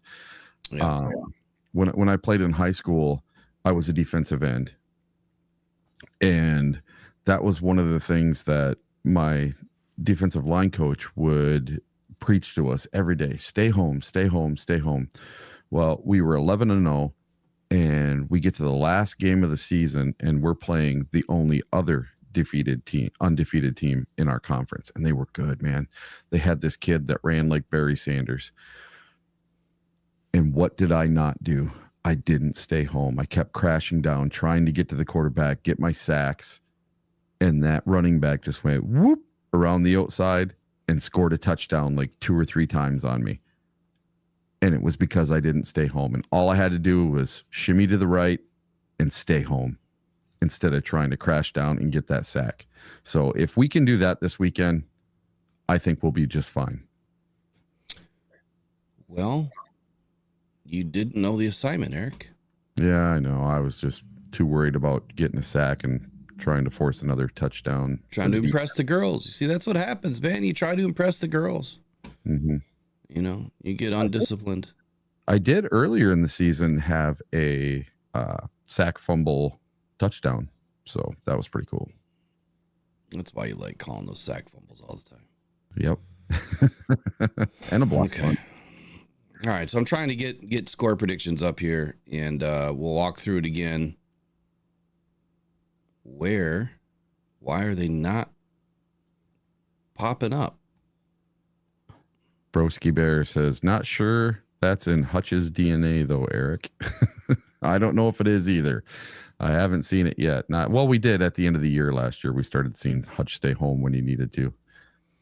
Yeah, we've seen it at times, but you know, I've even been reading that a little bit more often this week too, where some analysts have even called out the fact that, you know, Hutchinson beat up on a Justin Skule, you know, a third tier tackle, and he's just not going to get those opportunities very often. And if you go back to the games where Hutchinson has had big time sack numbers, Washington in his first year, same thing applied. It was a beat up offensive line. Against Matt Stafford last year in the Rams game, Stafford was already down, so Hutchinson touched him down. So don't look at the numbers, just watch the tape, because that's going to tell you everything about what you need to know and what's really happening within the constructs of the game. Hutchinson is undeniably talented. One of the best defensive ends in the league right now. Yes, I would say that. But I want to see him beat and win against top tier tackles. That I have yet to see. So when that happens, I will say that he's finally arrived, and I'll be ecstatic about it, because that's what I'm waiting for. All right, Eric, I'll let you get started here. We obviously, I picked the New York Jets to win. So I started the week 1-0. I flip-flopped this week, but it was on record. And we're going to start with the New York Giants in Cleveland, and I'll be right back in 30 seconds for me. But we'll go to an ad real quick, and then we'll be right back. Thousands of people are discovering Uper Lights, Michigan's newest, funnest rock to go find on the shores of the Great Lakes. Don't go out with just any light. Try the Convoy C8 from uperlights.com. It's guaranteed for life, and you'll find all the ones everyone else misses. Quality UV lights that are perfect for Uper Lights, with prices starting as low as $20. Please make sure to visit uperlights.com for all your UV flashlight needs, with the best guarantees on the market. Just what you wanted and not what you didn't. The best quality, the best guarantees, and the best UV flashlights from uperlights.com.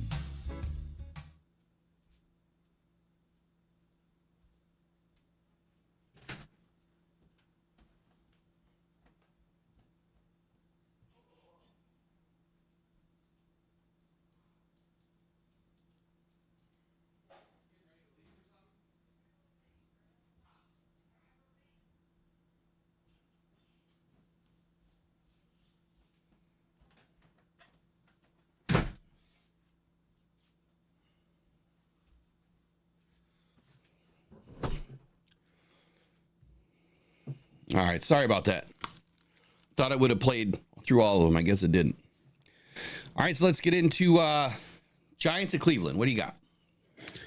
All right. Giants at Cleveland. So this is going to be a really tight game, I believe. I think New York's going to start getting their, you know what, together. But in the end, they're just not going to be able to pull it out. And it's going to be 14 for New York, 17 for Cleveland. 14 for New York, 17 for Cleveland. All right. Yeah. Got a whole spreadsheet here I've got for both of us. So the spread is -6 right now. The total over under is 38.5. Is that correct? I got to get them up here. Now, according to the 33rd team, it's hard to imagine that the New York Giants will have any success on offense in this game. Okay. The Browns have one of the league's best defenses, and the numbers they posted at home in the last calendar year are ridiculous. The only question is, will Cleveland's offense have a better impact in this game? Deshaun Watson looked improved in week 2, but he is still playing a bit below average. Turnovers will dictate this game. It's hard to imagine the Browns not taking care of business in Cleveland, week 3. I tend to agree. I still don't think Danny Dimes gets it together. I'm going to go ahead and give the New York Giants 10. I'll give them 10 in this game. They might squeeze one in on the ground and kick a field goal. As far as Cleveland, I tend to agree on the offense. They're a bit sluggish. They might pull out a defensive score in this game. Who knows? They could. It's possible, especially against Danny Dimes. And this New York Giants football team is just kind of bad. I'm going to go ahead and give Cleveland 24. I go 24-10. That puts me under the total the total score on the game. But I'm going to take Cleveland. Up next, we got Philly in New Orleans. Philly, New Orleans. So Philly's going to get their biggest test of the year. Let's see. We'll go 27 for Philly, and we're going to go 35 for New Orleans. One more time on your score. So 27-35. Philly 27. Yep. New Orleans 35. The New over Orleans 35 is 49.5. The Eagles are +3. So the Saints are a 3-point favorite. And the Saints are +3. I see -2.5, but this could be old information. It was as of last night, so obviously the lines have moved a little bit. Yeah, I'm on DraftKings. Look, the New Orleans Saints they're on fire right now. An unpredicted team to have much success this season. No team has been more surprising than the Saints, and I would agree with that. They are the league's highest scoring offense so far through 2 weeks.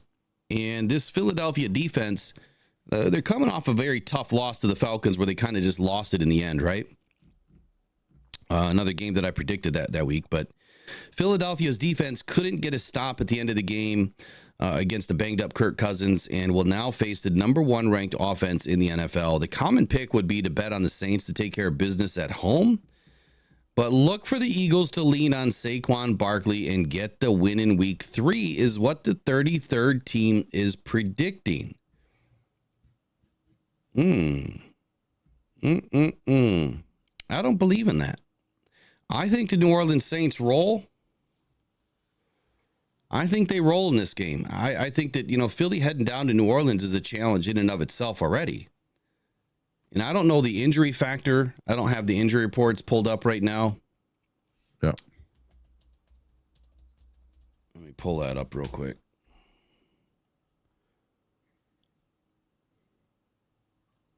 Because that will be a factor in this game. Well, whoever is the healthiest obviously has the better option or better chance to win here.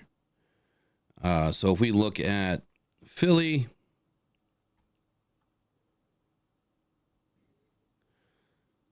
yeah, Gardner Johnson is questionable. Johnny Wilson is questionable. A.J. Brown is doubtful. James Bradbury, cornerback on injured reserve. It looks like that's been since August 29th. Jacob Harris since August 28th. So not much has changed this week. So the only two things is A.J. Brown is still doubtful and C.J. Gardner-Johnson is questionable. I don't know if those are extremely big impacts in this game. Now for the Saints, you have a plethora going on here. As of the 18th and 19th, they have 1, 2, 3, 4, 5, 6, 7, 8, 9, 10 new injuries this week. Will Harris, A.T. Perry, Taysom Hill, Marshon Lattimore, Tyrann Mathieu, Cedric Wilson, Landon Young, Talise Fuaga, Kalen Saunders, and DeMarco Jackson. That is a lot. They're all questionable. There's no doubtfuls. So I think, more than half of these guys will probably play, if not all. I'm still going to roll with New Orleans in this one. The over or the total points in this one is 49.5. I think the New Orleans Saints are going to put up 27. I think the Philadelphia Eagles are going to put up 24. So you have New Orleans winning 2. Yep. All right, next up we have Houston and Minnesota. Houston, Minnesota. So this is an interesting game. I think this might be the absolute closest game of the weekend, just because it's two great defenses, two decent offenses. They're very similar. And this is going to be, what's the edge guy that they had for Minnesota last year that plays for the Texans now? Hunter. Danielle Hunter? Danielle Hunter. I think this is kind of a revenge game for him. He's going back to Minnesota for the first time. I'm going to say 21 Houston, 20 Minnesota. Ooh. Interesting. So Joe Schmo says the Eagles defense has been struggling to pressure the quarterback so far, and Dale wants to know if Derek Carr is going to get another fine for a crotch grab. You know what? Do it, man. Do it, Carr. You deserve it. And then, of course, Tarantino says, isn't CJ always questionable? He is. He is always questionable. Always hurt and always giving up big plays. All right, so you got 21-20 Houston wins in a close one? Mm-hmm. All right. According to 33rd Team, the total over-under on the score is 46. The Houston Texans have taken care of business in the first 2 weeks of the season, even if they haven't been overly impressive. The offense still has another level to hit, but it might be difficult with all of its injuries at running back. Still, they are one of the league's best teams and could be a top contender, with the Chiefs in the AFC. However, this could be a really tough spot for them as they are taking on one of the best coaching staffs in the league. Brian Flores will give C.J. Stroud a lot of different looks. The one thing about Minnesota's defense, to go off script here for a minute, is this drop 8, rush 8. It is weird. It is almost college-esque style of defense. It's not a typical defense. The question is going to be, can Sam Darnold avoid turning the ball over against Houston, and will Houston's defensive line be able to get enough pressure on the Minnesota Vikings? Now, this game is in Minnesota, so obviously Danielle Hunter's coming back to his old home. 33rd Team has the Vikings winning 23-21 in a close one with the Texans. Let's take a look at the injury report. On September 19th, Brevin Jordan for the Houston Texans was placed on IR with a torn ACL. Nico Collins, which is, he's one of the favorite targets here for CJ Stroud, is questionable with a hip and a foot injury. He was limited at practice on Thursday. Damian Pierce, running back, and Joe Mixon, running back, both suffered hamstring and ankle injuries. They did not participate in practice on Thursday, so that is the storyline to watch right now. Azeez Al-Shahir, the linebacker, has a shin injury, was limited. He'll probably play. And then, of course, the rest on the report, you got Fatukasi, Patterson, Boyd, Stewart, and Scruggs, all questionable. So, they've got guys injured everywhere. Center, DT, cornerback, safety, backup center, all injured. And, of course, Jeff Okudah is on injured reserve as of September 11th. So he didn't play in this last weekend's game. So I'm rolling Minnesota on this one just based on that injury report. But let me look at Minnesota's report real quick. Let's see. What are we looking at here? So we've got Dallas Turner, who's questionable with a knee injury. He did not participate in Thursday's practice. Justin Jefferson is battling a quadricep injury. He remained limited in practice on Thursday. He'll more than likely play. But the question is going to be, how much is this going to limit his downfield impact in this game? And then 2 for 2 here. Jordan Addison, the other receiver, suffered an ankle injury. He was a non-participant in Thursday's practice. He'll more than likely play. And ankle injuries, I mean, it's like a bag of Doritos with ankle injuries. You just don't know, you're going to get a super cheesy chip or, chip with no cheese. So is his ankle going to be fine? Is it not going to be fine? I think he's going to wrap it up and he'll be just fine. But the biggest impact is Justin Jefferson. Second biggest impact is going to be Ivan Pace Jr. I mean, he completely exploded on the scene last year. He's having a pretty decent year this year, battling a quadriceps injury. And then on September 18th, they placed Nick Muse, their tight end, on injured reserve with a hand injury. So it's not terrible for Minnesota, but Justin Jefferson does concern me. Here's the question. Can Minnesota get a run game going against Houston? That's going to be the question. What do you think? I don't know. I really, it's up in the air. And right now, the Houston Texans are a 2-point favorite by Vegas. So Vegas knows something. And I'm going to stick with Vegas. I just don't know about the run game for Minnesota. Well, Aaron Jones, he's averaging 5.5 yards a rush right now. The Minnesota's offensive line is fairly healthy. I'm going to roll it. I think the Vikings go up 3-0 on the season. Oh, man. Yep. I hate to do it, but I think they do it. And I think it's going to be a little bit of a tighter game than anticipated. I think we're going to go 17 for the Vikings and 14 for the Texans in what is going to be a thriller in the fourth quarter. Yeah. Minnesota. That's going to be a good game to watch. Yeah. We actually get to watch it this week. Yeah, we'll be able to watch it this week. All right, so up next we have Denver at Tampa Bay. Denver at Tampa Bay. What a snooze fest, right? Oh, God. Are you guys putting your scores in the chat? Hold on. Did we get to 50 likes yet or 100 likes? Where are we at? I'm not sure. Trace, how we doing? I need a status report. What was that Penguin's name from that movie? Status report. I remember that guy. All right. So where are we at here? So Denver and Tampa Bay. Hey, so Denver, let's see, what is the over under? Thank you, Trace. So I'm trying to find it here on DraftKings. Well, while you're doing that, I'll run through the injury report here. So Denver is questionable with Brandon Jones, John Franklin Myers, and Baron Browning as of September 18th. Let's see, didn't practice on Wednesday for Browning. Concussion for Franklin Myers was limited on Thursday, and limited also was Brandon Jones on Thursday. Mike McGlinchey is now been placed on IR. He is their offensive tackle, one of their best offensive tackles for the Broncos. So he'll be done for the year. JL Skinner, safety, as of September 15th, had an ankle injury. He was questionable to return during the game. I'm sure he'll be back and ready to play this week. So it's not a terrible injury report for Denver. And then I'll look here at Tampa Bay. Would you find what you needed?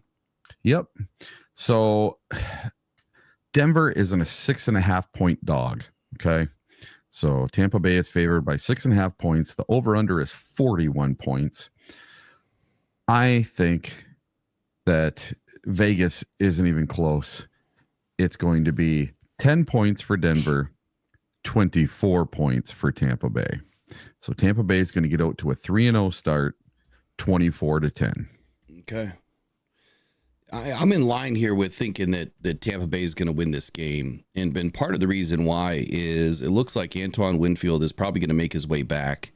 Now, Tampa's a little bit banged up. Godecki is still questionable. Josh Hayes, Kalijah Cansey, William Ghostin, Logan Hall, Cameron Johnson, all questionable, but nothing is pending as far as them not playing. Antoine Winfield looks like he's coming back. Vita Vea went down in the game. He is questionable, did not participate in Wednesday's practice. And Rashad White, Tampa Bay's running back, with a groin injury, was limited. That one can be a bit more impactful for the running game. So if you're looking at, doing any sort of prop bets or anything like that, again, don't take my advice, bet on your own, and bet responsibly. Rashad White in this game probably won't have a big impact simply because groin issues for running backs are typically pretty tough to come back from week to week. I am going to roll with Tampa Bay. They're fairly healthy. They're going to get some guys back this weekend. Denver, as sneaky as they can be, they have some playmakers. They have one of the better wide receiver rooms in the league, honestly. But they've got a young quarterback. They just too many unanswered, right? Too many unanswered questions right now with Denver. The total over, what was the score prediction here? Let's see. The total over under was 41 points, and the Buccaneers are favored by 6.5. Yeah, I think with this game being at home, the Cannons are going to fire quite a bit. I think Tampa Bay is going to put up 31 in this game, and I think Denver will be lucky to put up 13. So Tampa Bay rolls the Broncos 31-13. Won't be close. Green Bay and Tennessee Green Bay is the home team. Tennessee is the away team this weekend. It's Green Bay at Tennessee. I'm sorry. Yeah. Green Bay at Tennessee. Let me switch that. Green Bay at Tennessee. So the Titans are a 2.5 point favorite. I am going to do a little bit of reverse psychology today. Oh. I hate the Green Bay Packers, and I want to see them lose so bad with Malik Willis so I can make my "what you talking about, Willis" meme. But for this purpose, I'm going to trick the Green Bay Packers. The over-under is 38 points. The Tennessee Titans are favored by 2.5. So what am I going to do? I'm going to pick the Green Bay Packers today. Yes, you heard it here first. Green Bay 17, Tennessee 14. I mean, I kind of like what you're trying to do there, but I don't think it's going to work for you. I think it's going to work. I don't think it's going to work. Green Bay is a very difficult place to play. Now, Tennessee has been really healthy this season. They really haven't suffered much for injuries since the end of August. They are without McClendon. They are without, well, really, that's about it. I mean, he's the biggest name, in my opinion, on their injury report. But in the last couple of weeks, they've stayed pretty healthy. So questionable this week is Luke Gifford and Tyjae Spears. Look, I just don't think that's enough, for Green Bay to have to worry about. I think the Green Bay is going to have a pretty good game, whether or not Jordan Love is in this game. I know that Tennessee, like I said, early in this show that, they're a team that you probably shouldn't doubt every week. But I'm going to doubt them this week. Traveling to Green Bay is tough for just about anybody. When I look at Green Bay's injury report, here's what we got. Or here's what we have. They have a lot. Elgin Jenkins, Josh Myers, Zach Tom, Rashid Walker, Carrington Valentine, all questionable, but it looks like they're going to play. The ones that were limited on the practice this week were Kenny Clark, Jordan Love, Josh Jacobs, Jaden Reed, and Tucker Kraft, which are their primary starters on offense and defense. All of them should play. Every single one of them should play. Jordan Love is the only one that we just don't know enough of. Josh Jacobs will be fine, and I think that he's going to be able to put it down on the Tennessee Titans as far as a ground game this weekend.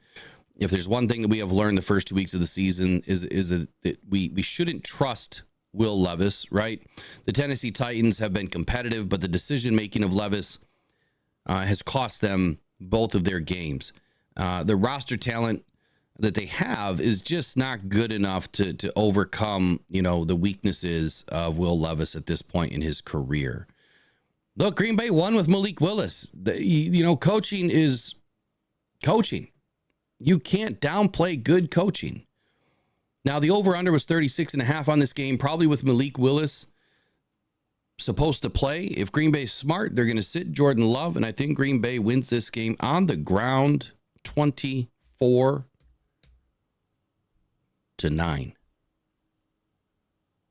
Green Bay wins. What was your score again? 17-14 Green Bay. 17-14 Green Bay. All right, next up, Chicago and Indianapolis. Oh, you're going to like this one. So, Chicago. Chicago is a 1.5 point underdog at the Colts with an over-under of 43.5. Chicago's away, right? Yep. I don't know why all of my home and away teams are like switched for the second week in a row. I don't know what is going on here with my spreadsheet, but let me fix it. Strange. Yeah. Because Chicago and the Packers are both away this weekend. Yeah. So then I was just saying that it's tough to play in Green Bay, and they are the away team. Yes. What in the world is going on here? Still doesn't change my score prediction, but yeah. So the Chicago Bears are playing the Indianapolis Colts at the Indianapolis Colts. The Colts are 0-2. The Chicago Bears are barely 1-1. I am predicting the lowest score of any game this season. And I hate to do it, but I'm going to give the win to the Chicago Bears. They are going to win this game in Indianapolis 3-0. Chicago has a great defense, and Indy has not looked all that great. Oh man! So I am predicting a Chicago win, 3-0. I just got to run through some. So Giants at the Browns, right? Yeah. Giants at the Browns.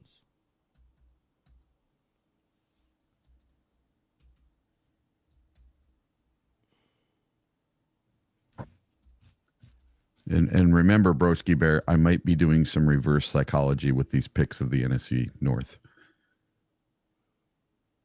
We got the Philly at New Orleans. 27-24. All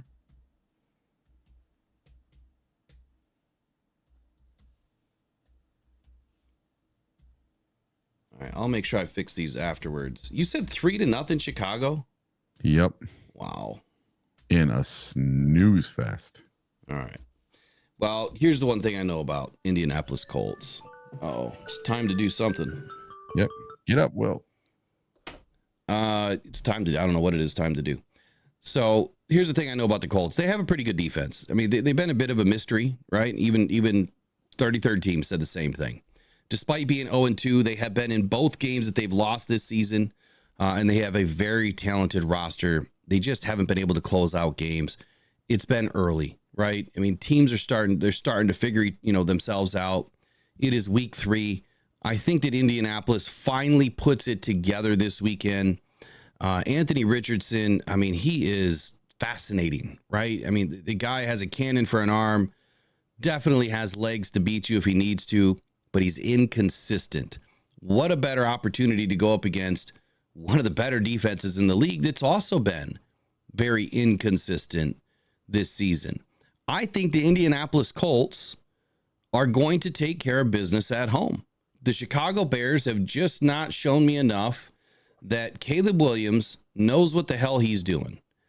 I feel like this guy, I mean, he got sacked 7 times last week.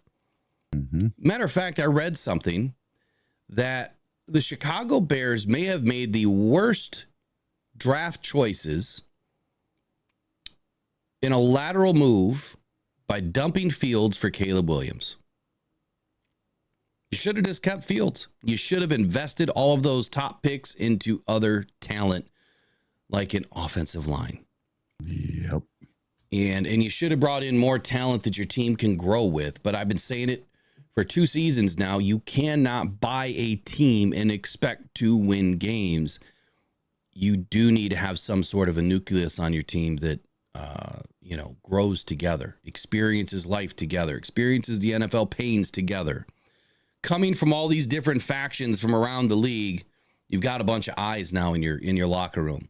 And I feel like that's hurting the Bears right now. They just don't have enough togetherness, to pull it together in these tight games or, in these games that are going to be a little bit difficult for them. The challenge this week is Anthony Richardson. He's a big body to pull down. I don't think the Chicago's going to handle it well. Let's look at the injury report real quick. Chicago.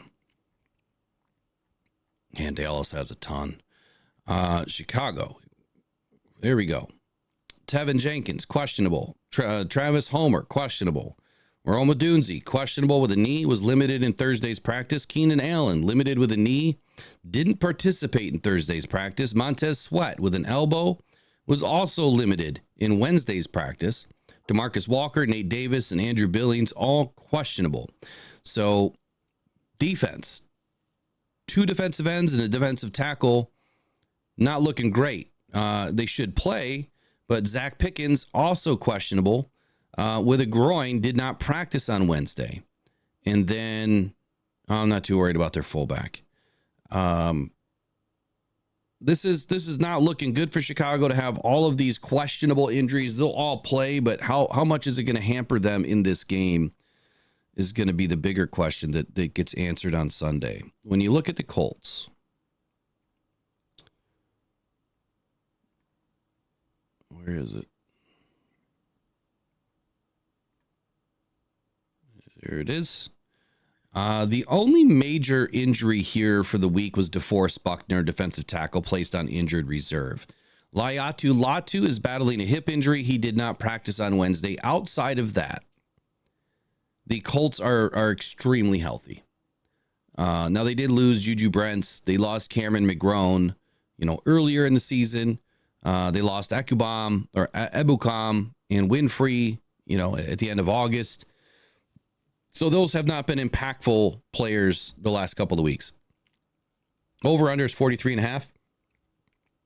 I think Indianapolis gets it done. I think it's a little bit more of a lower scoring game, but I'm going to keep it. I'm going to keep it right here with 19 to Indianapolis. Don't ask me how we're going to get to 19, but I'm going to roll with 19 to Chicago's 9. Ooh. Hey, I got a question for you. Okay. Do you think that Painted Nails Caleb Williams gets his first touchdown in the NFL this week? I think that there's a good possibility. Are you talking air or by land? Yeah, he throws for one, gets his first touchdown, or even runs one in. Just gets his first touchdown. Hasn't had one yet through 2 games, and he's only got like 200 yards. I mean, this is a tough defense. So that's why I'm going 9. I see 3 field goals. All right. So no score for Caleb Williams in week number 3. Yeah, it's looking like a major blow up in your face kind of pick right now. But again, it's early. Like look, we're not even through the first quarter yet. Ryan Van Velkenberg, Caleb won't get a touchdown until week 8. Wow. Are they on a bye week that week? Must be. Yeah. Chicago's going to win the bye this year. Might get a tie. Used to be the Lions. Yeah. All right. So next up we have. I want to make sure I say it right. Yep. But these are all backwards for me. We've got the Chargers at the Steelers. All right. Chargers at the Steelers. So the LA Chargers, man, they have been running the ball. They've been limiting Herbert to just dink and dunk passing and throwing the big one when he needs to. They're being real careful with the ball. Jim Harbaugh has these guys running on all cylinders. Man, these guys have been doing really well. And I see them getting out to their 3-0 start. I really do. I see them beating the Pittsburgh Steelers with Justin Fields. They've been okay, but they haven't been world beaters. The LA Chargers are a team on a mission. It's going to be 21 LA Chargers to 15 for the Pittsburgh Steelers. They're going to score 5 field goals. 5 field goals? Yeah. Isn't that crazy? And what was your score one more time? It's going to be 21 LA to 15 for Pittsburgh. And the over-under on this game is 36. So it's kind of a lower. They think that both defenses are going to do pretty well. And they have the Pittsburgh Steelers as a 1.5 point favorite. This is at the Steelers. So the Steelers get the automatic 3 points for being the home team, having the home stadium. So we'll see what happens. Well, they didn't get 3, though. They got 1.5. Yep, 1.5. So they got slighted. Yep. Not a whole lot of confidence. Nope. Not a whole lot of confidence. Let's see what the 33rd team had to say about this. I don't use the 33rd team often, but I wanted to today for whatever reason. So LA Chargers and Steeler game. You got two 2-0 teams going head-to-head here, which makes it a little bit of a tighter contest. After back-to-back impressive road games for the Steelers, they finally get a chance at home against the 2-0 Los Angeles Chargers. Everything points to this being a close game, but with Justin Herbert dealing with some sort of an ankle injury, don't expect the Chargers to put up many points on offense. There is even a small chance that he doesn't play, which would put Easton Stick in the starting lineup. I don't even know who Easton Stick is. Let's take a look at the injury report. All right, Hayden Hurst, tight end, questionable with an ankle, limited. Justin Herbert, questionable with an ankle, limited, so he'll play. Joshua Palmer, calf elbow, did not practice on Thursday. Jasir Taylor did not practice with a fibula on Wednesday. Aloy Gilman was limited on Wednesday, safety. Bud Dupree, linebacker.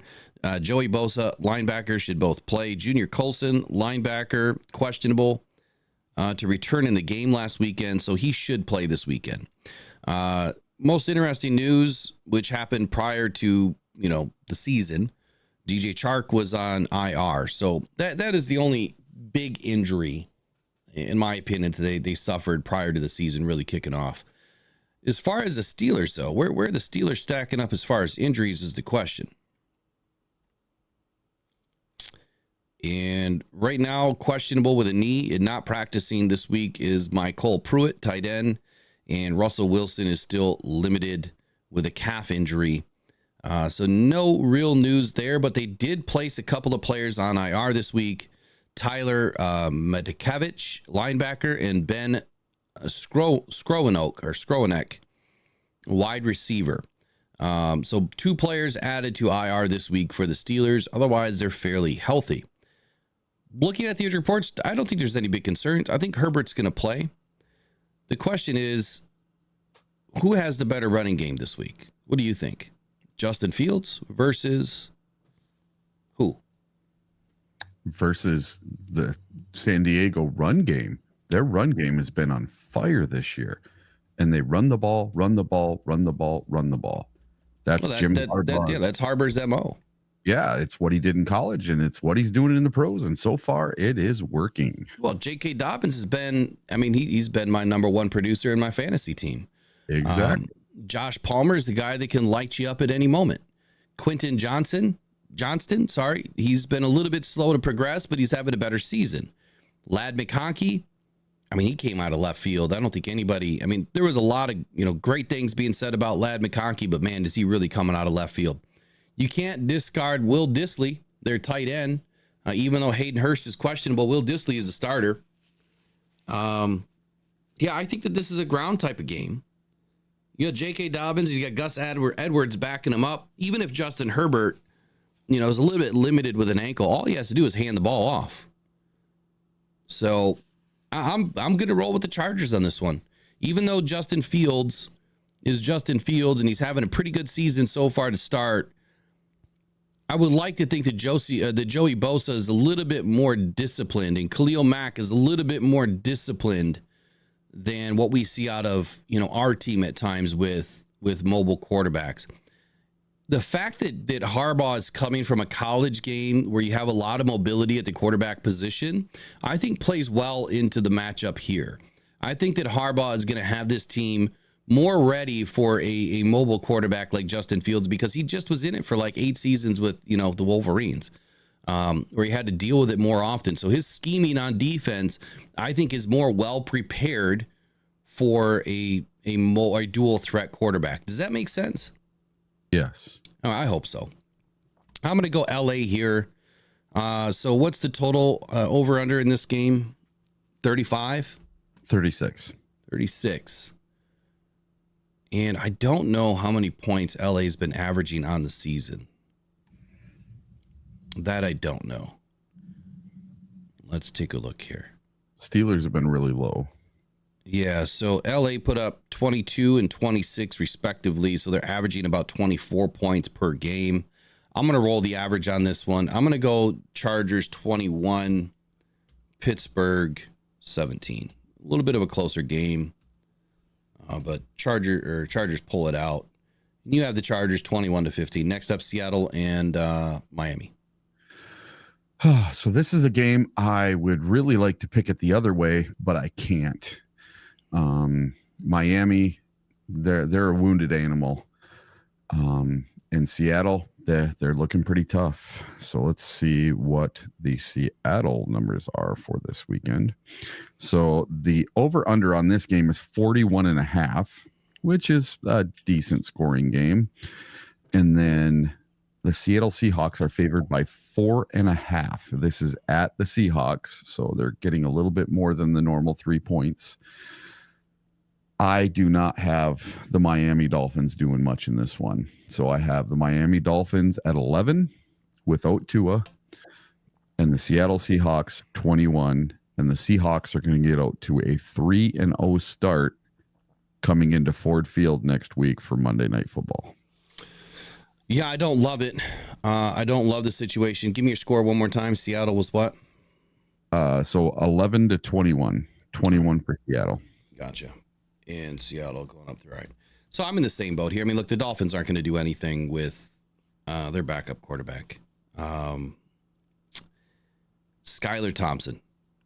He's going to have 10 days to prepare for this game. It's not enough. Look, Miami's defense is solid, but I don't think it's enough to beat Seattle right now, especially with everything going on. I mean, I realize that Miami took the opportunity away from Tua to play again, putting him on IR, which was a smart move. But there was rumblings that he was going to even try to play again this week. And I think it was very smart that Miami just said, we're putting you on IR. We're shutting you down. Very, very smart move. I hope that the conversation goes in a direction that he just retires from football. Seattle is going to win this game handily. There's really not much conversation here. I think it's 24. And I think the Dolphins will probably be able to put up 6 points with a couple of field goals. But I don't even think they're going to be sniffing the red zone a whole lot in this game. Carolina and is it the Rams this week or Raiders? Las Vegas Raiders. We got the Raiders this week. Yep. So this one is the Raiders are favored by 5. The over under is 40. Well, this one's going to be a blowout. 0 points for the Carolina Panthers and 27 for the home team, the Las Vegas Raiders. One more time. 0-27. Carolina's not scoring? Nope. This is the biggest blowout of the weekend. Wow. I don't know about all that. That's huge. Yeah. That is huge. But hey, that's your pick. So Panthers at the Raiders. Panthers have mightily struggled, which I'm not surprised. And matter of fact, Bryce Young was benched this week. They will have a new starting quarterback when they hit the ground, which would be Andy Dalton. So Andy Dalton, I think, is an immediate upgrade over Bryce Young. Clearly, he has veteran leadership, veteran presence, veteran experience. I think that this will give the Carolina Panthers an opportunity to win, and I think that's what the Carolina Panthers are going to do. Now, they're going up against the Las Vegas Raiders defense that is stingy, right? They can get after you. Crosby is an absolute animal. But something tells me Andy Dalton is going to find a way to win the game. Now, the game is at home, right? So the game is away, right? Carolina's on the road this weekend. Yep. Correct? See, I got it backwards again. I got to get them fixed. Yep. Carolina at Las Vegas. Yeah, Carolina's at Las Vegas. So, I mean, okay, so that doesn't help Dalton. But I'm still going to give Dalton the edge here. I'm gonna pick an upset. This is the only upset that I'm going to probably pick this week, or major upset. I think that Dalton puts a little bit of fire in this team this week, and this team finds another gear that they've been missing because Bryce Young has just been pathetic. So, tighter game? Possibly. Carolina and the Las Vegas Raiders total over-under was 41. Is that what you had too? Yep. And they are -5.5 or -6 on the spread? Yep, -5. You're going to have to take the points on this one, but I'm going to go ahead and put Carolina at 21. Las Vegas 14. No, I'm sorry. Las Vegas 17. So you're going to have to take, I guess you don't have to take the points. I'm going to say Carolina gets it done. Wow. Call me crazy. Call me crazy. I guess I am crazy for this one. San Francisco at the Rams. All right, so this is my upset pick of the week. The San Francisco 49ers are a 6.5 point favorite. The over-under is 43.5. I just think that the 49ers have something going on. The Rams always play them super, super tough. This is a in-division NFC West rivalry. This is a rivalry game. I think the LA Rams pull one out of their butt with a last-second field goal. I say it's going to be San Francisco 24, LA Rams 27.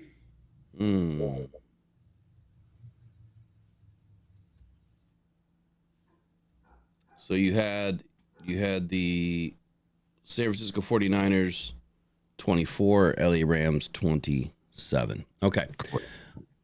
I think the injury report is telling me a different story here. San Francisco.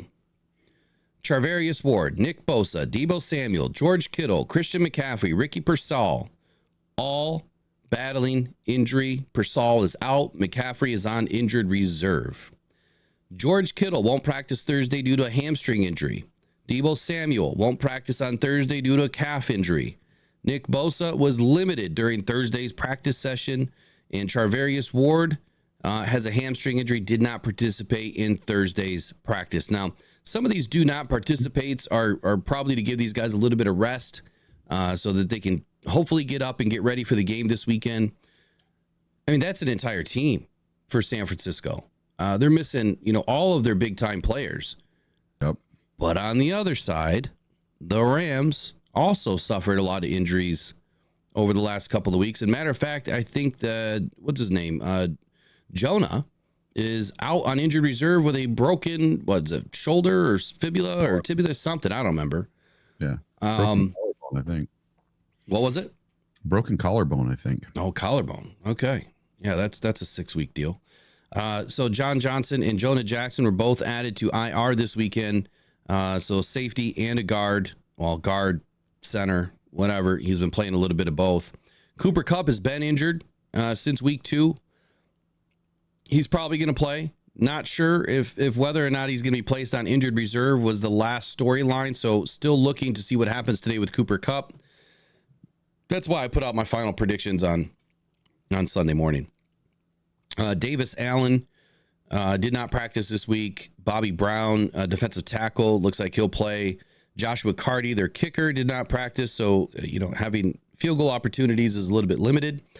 And cornerback Kobe Durant was limited with a toe injury. So I think the Rams are in a little bit better position with injuries here. San Francisco is suffering a lot of injuries, and I think that's why the Rams win. I don't think that this is like a big upset here. The Rams are the home team, right? Did I get that correct this time? They are. The Rams are the home team. Rams are the home team. And the 49ers... The 49ers are -7 going into this game. How does that make any sense with all of those injuries? Let's see. I got -6.5. So still pretty close. Yeah. I mean, they're saying that Puka Nacua and Cooper Kupp will miss this contest. But according to ESPN's injury report, nothing has been decided on Kupp yet. Maybe it's old. IR. It doesn't say that in here. Oh, really? I thought he did. Let's take a look. Let's just Google it and see what it says. Cooper Kupp on IR.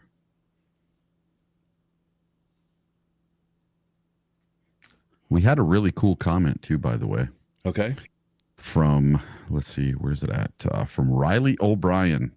He put breaking with a the little red light going there.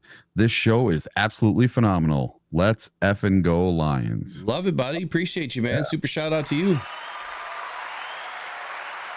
So 24 hours ago, it said that Cooper Kupp reportedly suffered a high ankle sprain and will avoid IR, but that doesn't mean he's going to play in this game.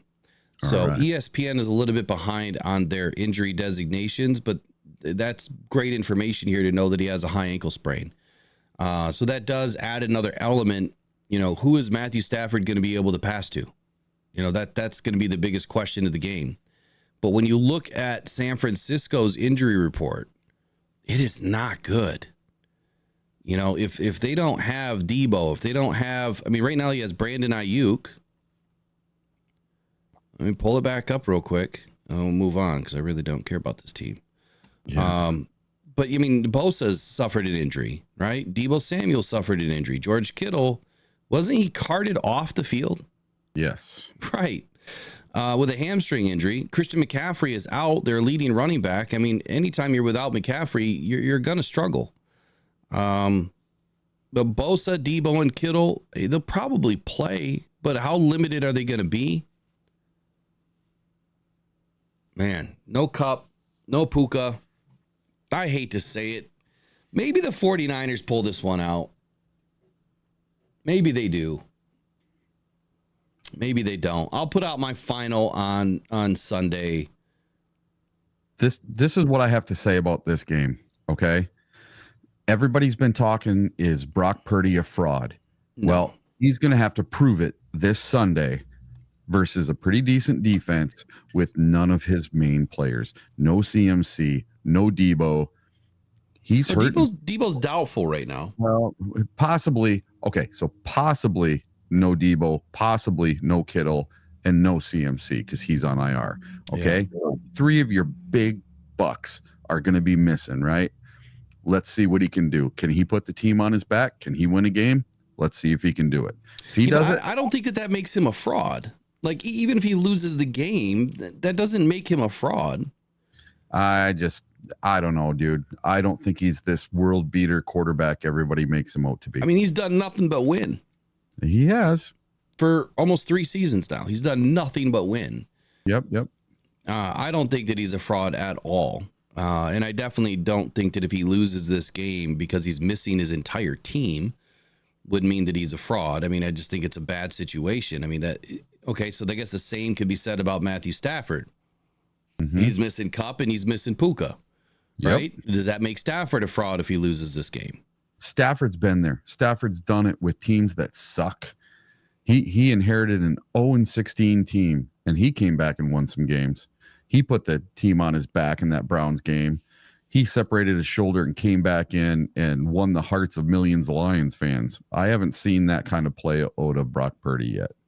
But I don't watch every 49er game either, so I don't know. Maybe I missed something. All right, I'm rolling the Niners here. I'm going 21-17. Boo. Yep, I'm rolling the Niners. Boo. Everyone's stacking up on Purdy. I'm going to roll with Purdy this weekend because people want to call him a fraud.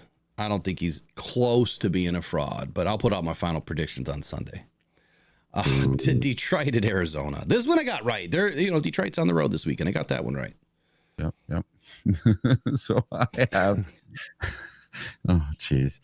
All right, let's go back to see what's going on over here at DraftKings. See where it's at for the day. Come on, hurry up and load. So I kind of leaked what I'm doing in this game yesterday. I'm taking the Lions to win this game in a close one, and it's going to be 27-24. The Lions are 3-point favorites on the road with an over-under of 51.5. So they think this is going to be a high-scoring game, just like my prediction. 27 for the Lions, 24 Arizona. Oh, buddy. I hope that it happens. I really do.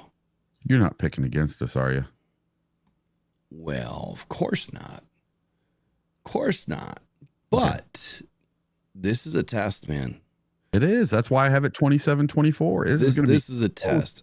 I just going to be a 63-yard Bates field goal with 2 seconds left in the game. Here it comes. I love your wild fourth quarter calls. I got to tell you, I love them. Matter of fact, that's going to have to be a segment starting next week. It's going to be Eric's wild fourth quarter calls. We'll do it at the end of Friday.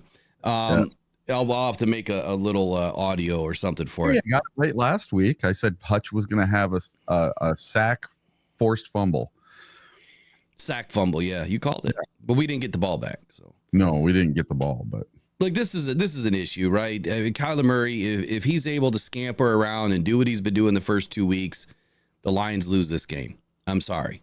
If we're able to corral Murray, we have a chance. But if he's able to move around, that's going to keep Connor, wide open. It's going to keep Harrison, in play. And that's never been good for the Lions to go up against dual threat quarterbacks. It's never been easy for the Lions to go up against dual threat quarterbacks. And Aaron Glenn has to step out of his shell this weekend. He has to show us that he's learned something in the last 4 seasons of coaching this defense, that you can finally stop a dual threat quarterback. Now, here's what I would say, though. Every team in the NFL has a tough time against dual threat quarterbacks. Name one team that has really ever shut down a Justin Fields or a Kyler Murray when healthy. No one has really ever totally shut these guys down on the ground. So I guess maybe I'm expecting too much from this Detroit defense. But I think it's warranted when you have the type of players that you do on this defense right now. It's time to show us that you can get it done. The Detroit Lions are going to win this game. I believe it. And I believe it because if this defense shows up and is able to put Connor down, right? If you limit him, you're going to force Kyler to beat you with his legs and his arm. And that is a very tough task, but the right defense can get it done. Keep everything in front of you. You have to have somebody with their chest forward all the time. We can't be flipping and running, with your back turned to Kyler, because when that happens, he's going to turn and run, and it's going to be too late. He'll be 15 yards down the field before anybody realizes he took off. So that's my big worry. But I think the Lions can get it done. The total over-under was what, 52.5 on this? I think it was 51. 51, 52, somewhere in that range. 51.5.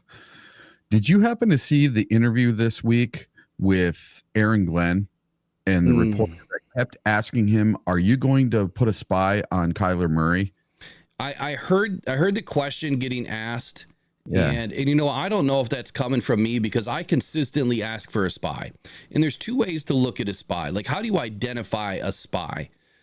I mean, traditionally, a spy is typically a linebacker, right, that is locked onto a quarterback and following the quarterback wherever they're going. They don't take their eyes off the quarterback. And yes, that doesn't work all the time that way. When I say spy, what I simply mean is we're going to have a man zone concept. You have to have some guys with their chest forward, and then you have to have other guys with their chest backwards, running downfield, handling the receivers. But if you have everybody turned around facing away from the quarterback, you'll never have eyes on the guy when he starts to run. Your defensive linemen can't spy. They're too busy trying to collapse the pocket and getting to the quarterback. So who's left? Your nickelback or your linebackers? Someone has to be faced forward in a zone concept. And they can't be too far deep, right? They're going to have to be in between the first and second third of the defense there. Whether they're buzzing the flats, just look at what the Rams did. They had 2 linebackers bracketed in the center of the field. That limited Laporta, it limited Amon-Ra St. Brown, and you've got eyes on a quarterback like, well, Jared Goff's not going to run, but you had to have eyes on a quarterback like Kyler Murray. So my thing here is just don't put all of your eggs in one basket have somebody facing forward, put some linebackers in the middle of this defense on the hash marks, wherever. If you're rushing from the left, right, what's going to happen more often than not? Wherever the biggest rush is and wherever the biggest hole is being created, you need to fill it. So I think the best way to blitz Kyler Murray is if you rush 4, you have to, blitz a 5th. So you send in your nickelback into that gap. You force a gap where Kyler Murray is going to run up into that hole, and then you slam it shut with Brian Branch, or you slam it shut with Amik Robertson. I think that's the best way to defend Kyler Murray. So yeah, now I'll digress. What was he saying about spies? Well, he was just throwing it back at the reporter and saying, well, how would it work if I did a spy? How does that work for other teams? Go look at the tape. Go look at the tape. He's like, I challenge you to go look at the tape when somebody uses a spy, and he just kept throwing it back at the reporter, and the reporter really didn't have anything to say. He just kept asking the same question over and over again. Well, I mean, a reporter is not a defensive genius, right? If they don't know concepts, they're not going to have an answer. Now, you get me in the room. I may not know all of the lingo, right? I'm not going to be anywhere near as smart as an Aaron Glenn when it comes to alignments and fits and everything else and the schemes and everything that they're doing. Their lingo is so far beyond what I know. But you put me in that room for a year and I will sponge it all. And then that'll make me much more dangerous as a content creator if I can get that information. That's why I'm going to take some classes. In the traditional sense, a spy is a defensive player assigned to cover the opposing team's quarterback man to man, mano y mano. That is your one job. You are to follow the quarterback. Now you could hover, right? If you're let's say you're the middle linebacker, Jack Campbell. You're going to follow wherever Kyler is going. You're going to look for the weakness in the offensive line or the defensive line, and you're going to be ready to fill that gap. Now you could bait the quarterback to hitting a hole, and you're right there to close it up. But the goal is you're just following the quarterback around to make sure that he doesn't get too far outside. Bend but don't break. Keep him in front of you. Don't let him get more than a few yards every play. If you're allowing him to get 10 or more every play that he runs on, and gashes you for and picks up first downs, they get a new set of downs and they're able to do it again. All it takes is one pass play to Marvin Harrison Jr. and it's a touchdown in this game. So I think from a spy perspective, yes, I don't think you want to overcommit a position to Kyler Murray. I think you need it to be a group of players, man, zone, scheme, working together in keeping your eyes on Kyler Murray. I refer to it as a spy, but I don't use a spy in a traditional sense where it's just mano a mano. The strategy is typically used for dual threat quarterback, be effective. Now back to my score here. I think the Lions get it done. I don't know if this is going to be a high scoring affair though. Can our offensive line show up? If they do, I think JMO's going to eat in this game. I think their DB room is depleted a little bit. They're nowhere near as good as what we faced so far. I think Sam Laporta finally comes alive a little bit. So I think it could be an air attack early. If we go up tempo, we get them on their heels, we score some points, and then you're going to sit back and feed Demo and feed Gibbs. So maybe it is a high scoring affair. I'm going to go Detroit 31, and I'm going to go Arizona 24. Detroit wins. So I guess we get close to the over under there. So the Lions defense gives up more than 20 points for the first time this season. I don't like it, but it is what it is. Yeah, even I have them giving up 24 points. Yeah, what was your score again? You had Arizona with 24 and the Lions with 27? Yeah. Yeah. Okay. Yeah, I don't like the Lions giving up more than 24. I mean, at the end of the day, the goal is averages, right? When I first picked this game in the early part of the season, I had the Lions drop in this game. Matter of fact, my score back then was 24-21. That's funny. 24-21. Lions lost this game. This was our first loss of the season. So I had us giving up 24 then. I still have us giving up 24 now. I really think our offense gets back on track this week. I hope so. They need to. Yep. They need to. Okay. Let's do Baltimore and Dallas. So Baltimore, Dallas. This one is an interesting game. The Baltimore Ravens are favored by 1 point at Jerry World. The over-under is 48 points. I have the Baltimore Ravens winning their first game of the year by 1 point, 24-23 over Dallas. 24-23. You got it. Get you plugged in here. So Baltimore is on the road. I got that one right. Baltimore is on the road against Dallas. Look, Dallas is they haven't had a great start to the season. I mean, it's nice that they got Dak Prescott a bag full of money. I think it was a big mistake. I think he's been a Tony Romo number 2. He wins some games. He loses the critical ones. That is Tony Romo all day, every day, and multiple times on Sunday. In this game, the 33rd team, if I can find it here, I don't know why it's hard to find. Where is it? Did they forget about this game? I think they forgot about this game. Oh, no, here it is. It's hiding. So Baltimore, 0-2 versus Dallas, 1-1. Total spread says 48.5. That's probably old information by now. The most important game of the week might be in Dallas week 3 when the Dallas Cowboys host the 0-2 Baltimore Ravens. Dallas needs to bounce back after an embarrassing showing to the Saints in week 2. I don't think it was an embarrassing showing. I just think that's who Dallas is, to be honest with you. They allowed 6 straight touchdown drives to open the game. The Cowboys have been excellent at home during the last 2 seasons. I think that's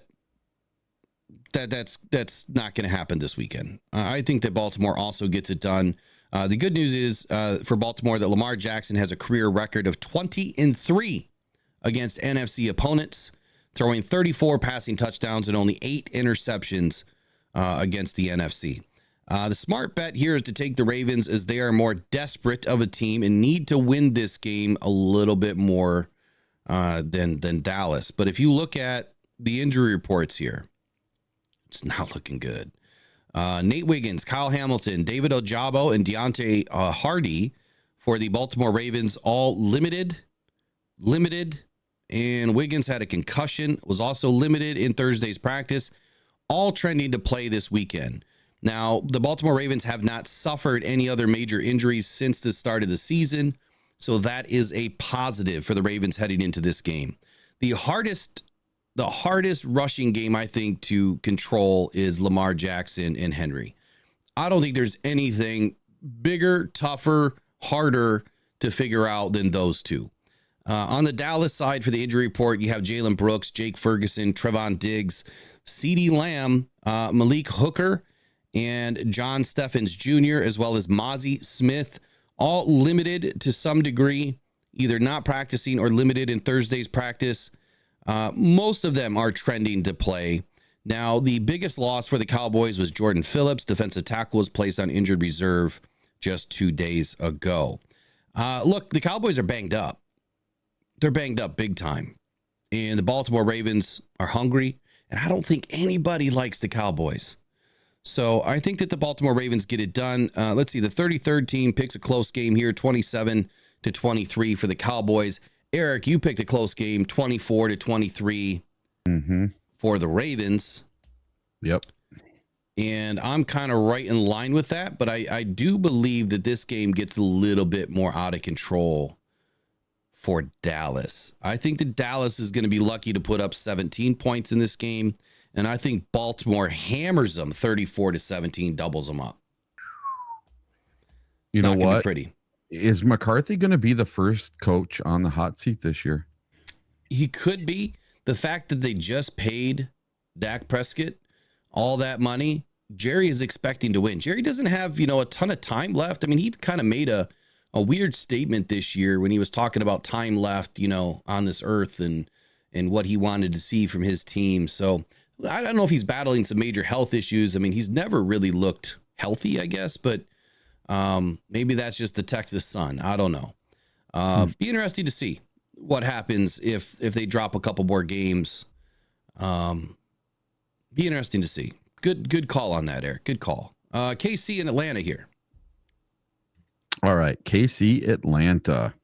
Interesting game. The Chiefs are favored by 3 points at Atlanta, and the over-under is 46.5. Well, the Kansas City Chiefs are 2-0. Atlanta's 1-1. And I think this is going to be one of the surprise games of the week. Atlanta is going to pull it together, and Atlanta is going to win 14-17 over the world champion Kansas City Chiefs. Sorry, I zoned out there for a minute. So 14 for the Chiefs. Yep. 17 Atlanta. All right. You got Kirk Cousins doubling up wins on the season. Yep. Well, let's take a look at the injury report real quick. So Isaiah Pacheco placed on injured reserve this week. That is bad news for the Kansas City Chiefs because they just lost Hollywood Brown a week ago. So they're out 2 big-time players in this team, but let's make matters worse. Clyde Edwards-Helaire is also out. So the Kansas City Chiefs do not have a running game. Now, they did bring in Kareem Hunt this week, right? Mm-hmm. Familiar face. Probably knows the offense. I just don't think he's going to get rolling right away in the first week. So without a run game, that means that Patrick Mahomes is going to be dependent upon his arm and his ability to scramble. I think that the Atlanta Falcons are probably going to pin back a little bit in this game and get after Patrick Mahomes. When Mahomes is under pressure and he's not able to escape the pocket, I mean, just for any quarterback, he gets in trouble. I think that this is a game that the Falcons can definitely win. Obviously, being at home is helpful. Total over-under somewhere around 47 points. I'm not so sure that it's going to be a high-scoring affair. The Kansas City Chiefs still have a pretty damn good defense.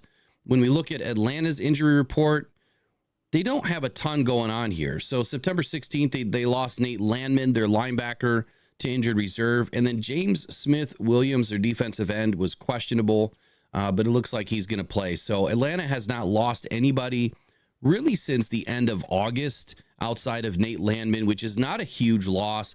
Atlanta's rolling pretty healthy right now. Kirk Cousins has that feeling again. You know, he's feeling good. Now it's only 1 week, right? So he's going to have good back-to-back weeks here. I think Atlanta wins this game too. I'm going to go 24 for Atlanta, and I'm going to give Kansas City the benefit of the doubt that they can put up 20 points. So Atlanta 24, KC 20 in this game. All right, Jacksonville and Buffalo. Jacksonville at Buffalo. Buffalo is favored by 5. The over-under is 45.5. The Jaguars are a mess. So I have the Jacksonville Jaguars at 10 points and the Buffalo Bills at home rolling on the Jacksonville Jaguars at 21. So 10-21 Buffalo.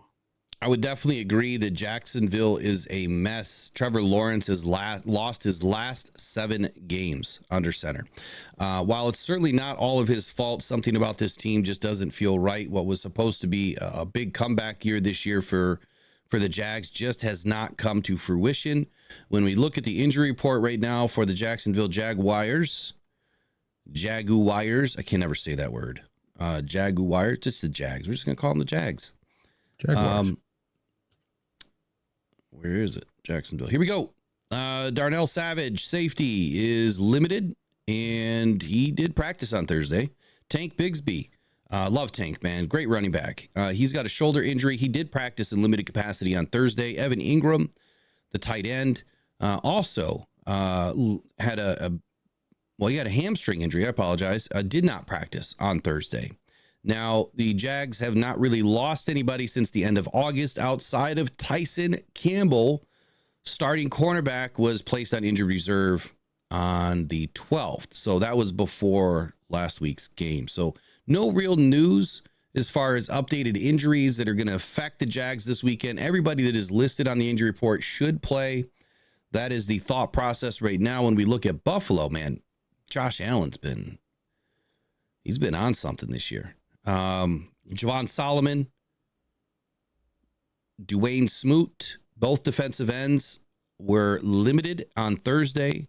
oblique and toe injuries for both of them. And then Casey Toohill, their other defensive end, questionable, should play. On September 18th, they did rule out Terrell Bernard, their linebacker, as well as Teron Johnson, a cornerback. And then, of course, they really haven't lost anybody else since the end of August. I think that Jacksonville continues to lose. I think that Buffalo definitely takes this game running away 24-10.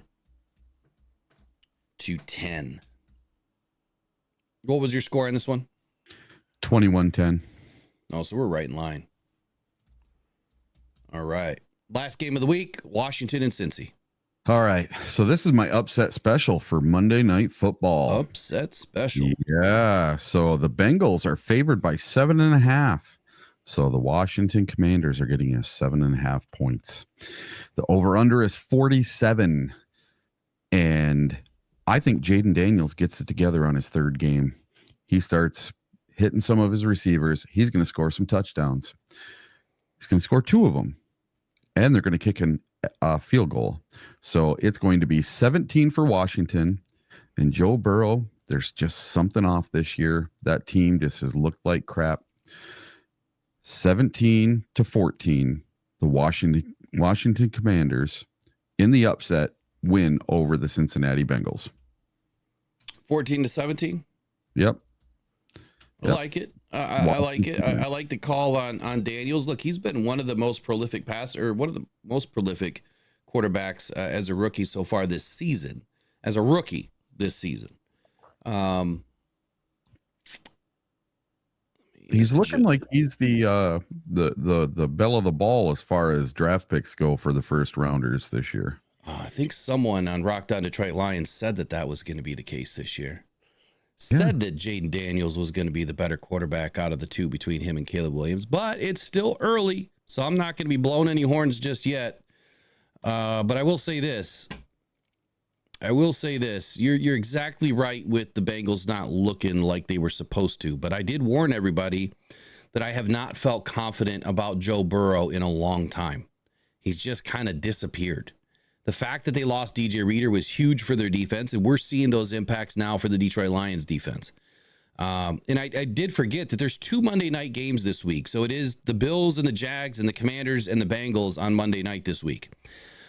This will be the second of the 2 Monday night games, the Washington Commanders and the Cincinnati Bengals.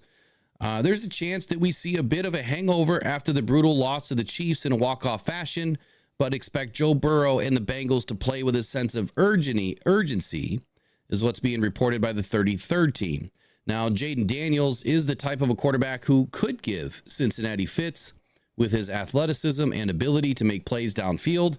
Expect Washington Commanders to lean on Brian Robinson Jr. in the run game this week, limit the number of hits that Daniels has to take in this game. The Bengals are huge favorites. I don't understand it. I really don't.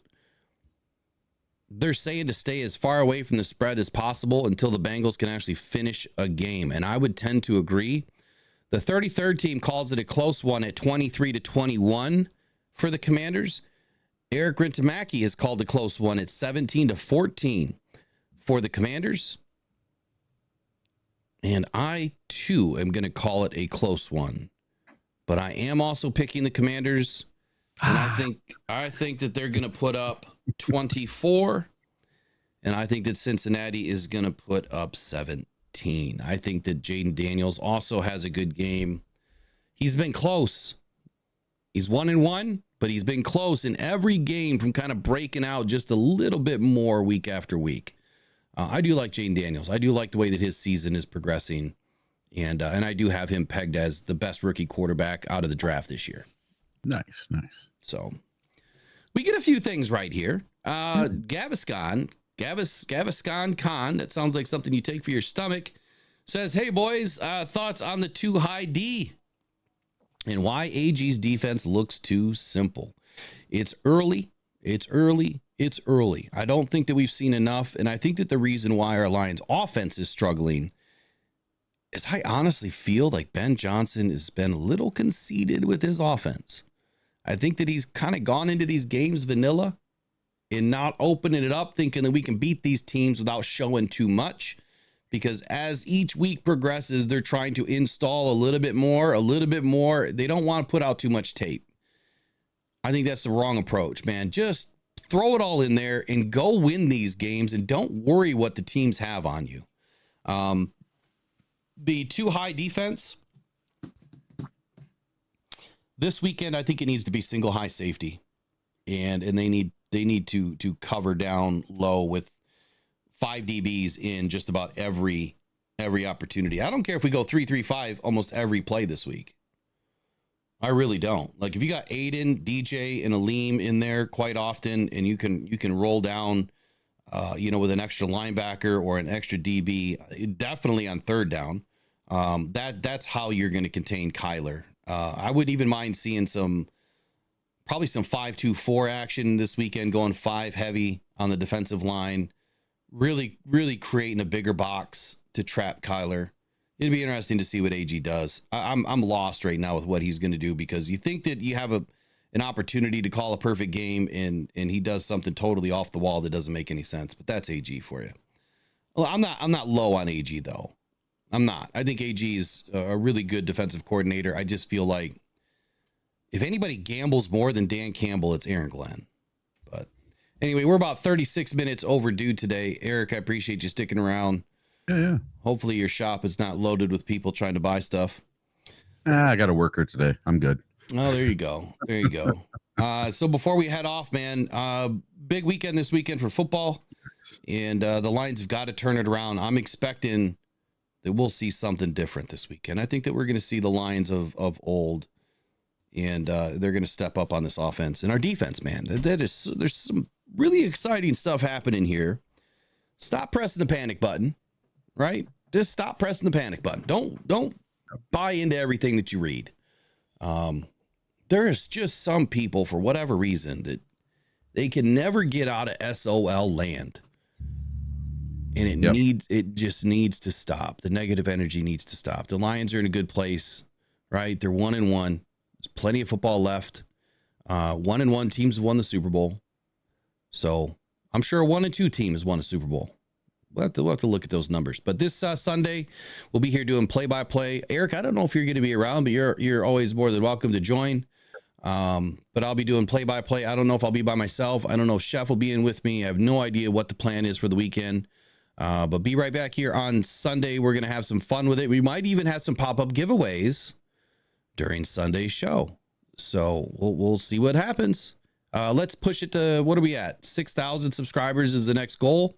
If you guys haven't subscribed, please give us an opportunity to earn your subscription. Of course, at 6,000, mini helmets are given away on pop-up live streams. We give them away every 500. Value's about $150. No other channel gives away as much stuff as we do. And the biggest reason is I definitely want to be that bridge between you and the team and help you have a little piece of something to hang on to every Sunday while you're watching your team. Eric, appreciate you as always. It's been a good show. Final 30 seconds on your words of the week. All right. So this is Eric's fourth quarter hot take of the week. All right. This is my bold prediction. TK 85, Tom Kennedy is going to throw a touchdown to Khalif Raymond on an end around. Here it comes. The old Statue of Liberty play something. It's going to be funky. And Tom Kennedy is going to throw a touchdown this weekend. In the fourth. I don't know if I have any big ones of the week other than I think J-Mo's going to eat in this game. I hope so. And I don't think it has to be often. All right. I think it's just a couple of plays that he's going to have some big opportunity. I do not trust the Arizona Cardinals defensive backs. I don't think they're that good. The defensive line's okay. But if we get some opportunity this weekend, it is going to be this offensive line that is going to give Jared some time. And we know that he doesn't really need 3 seconds. J-Mo's going to be well beyond anybody in about 2.5 seconds. And he's just got to throw it up and J-Mo's going to go get it. So I expect a long TD for J-Mo this weekend. He's going to continue week 3 with another catch over 40 yards. It'll be 3 weeks in a row. That is going to be my big call of the week.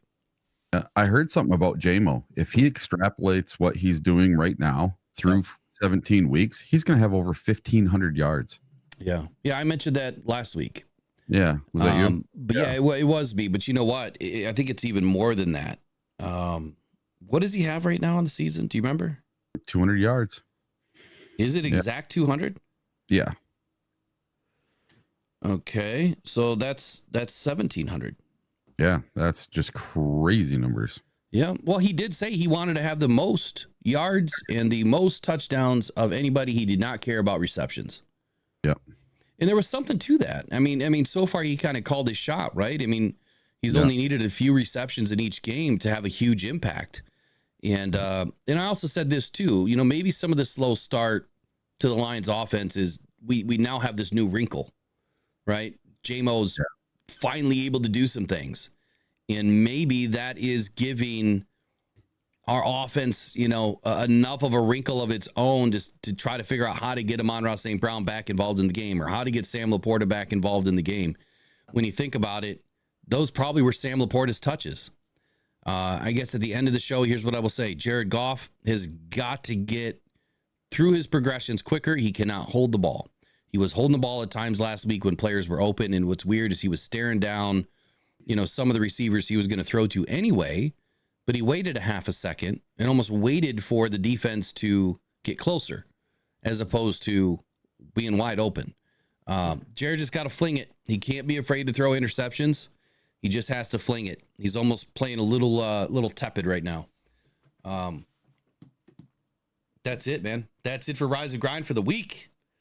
We'll be back. We'll be back this weekend, though. We'll do some videos, and then of course on Sunday, play-by-play. You guys have an excellent day. Let's go Lions. Let's go One Pride. We'll see you guys back here on Monday for the Rise and Grind morning show with the morning after. Lions big victory. It's going to happen in Arizona. Let's get it. You guys take care.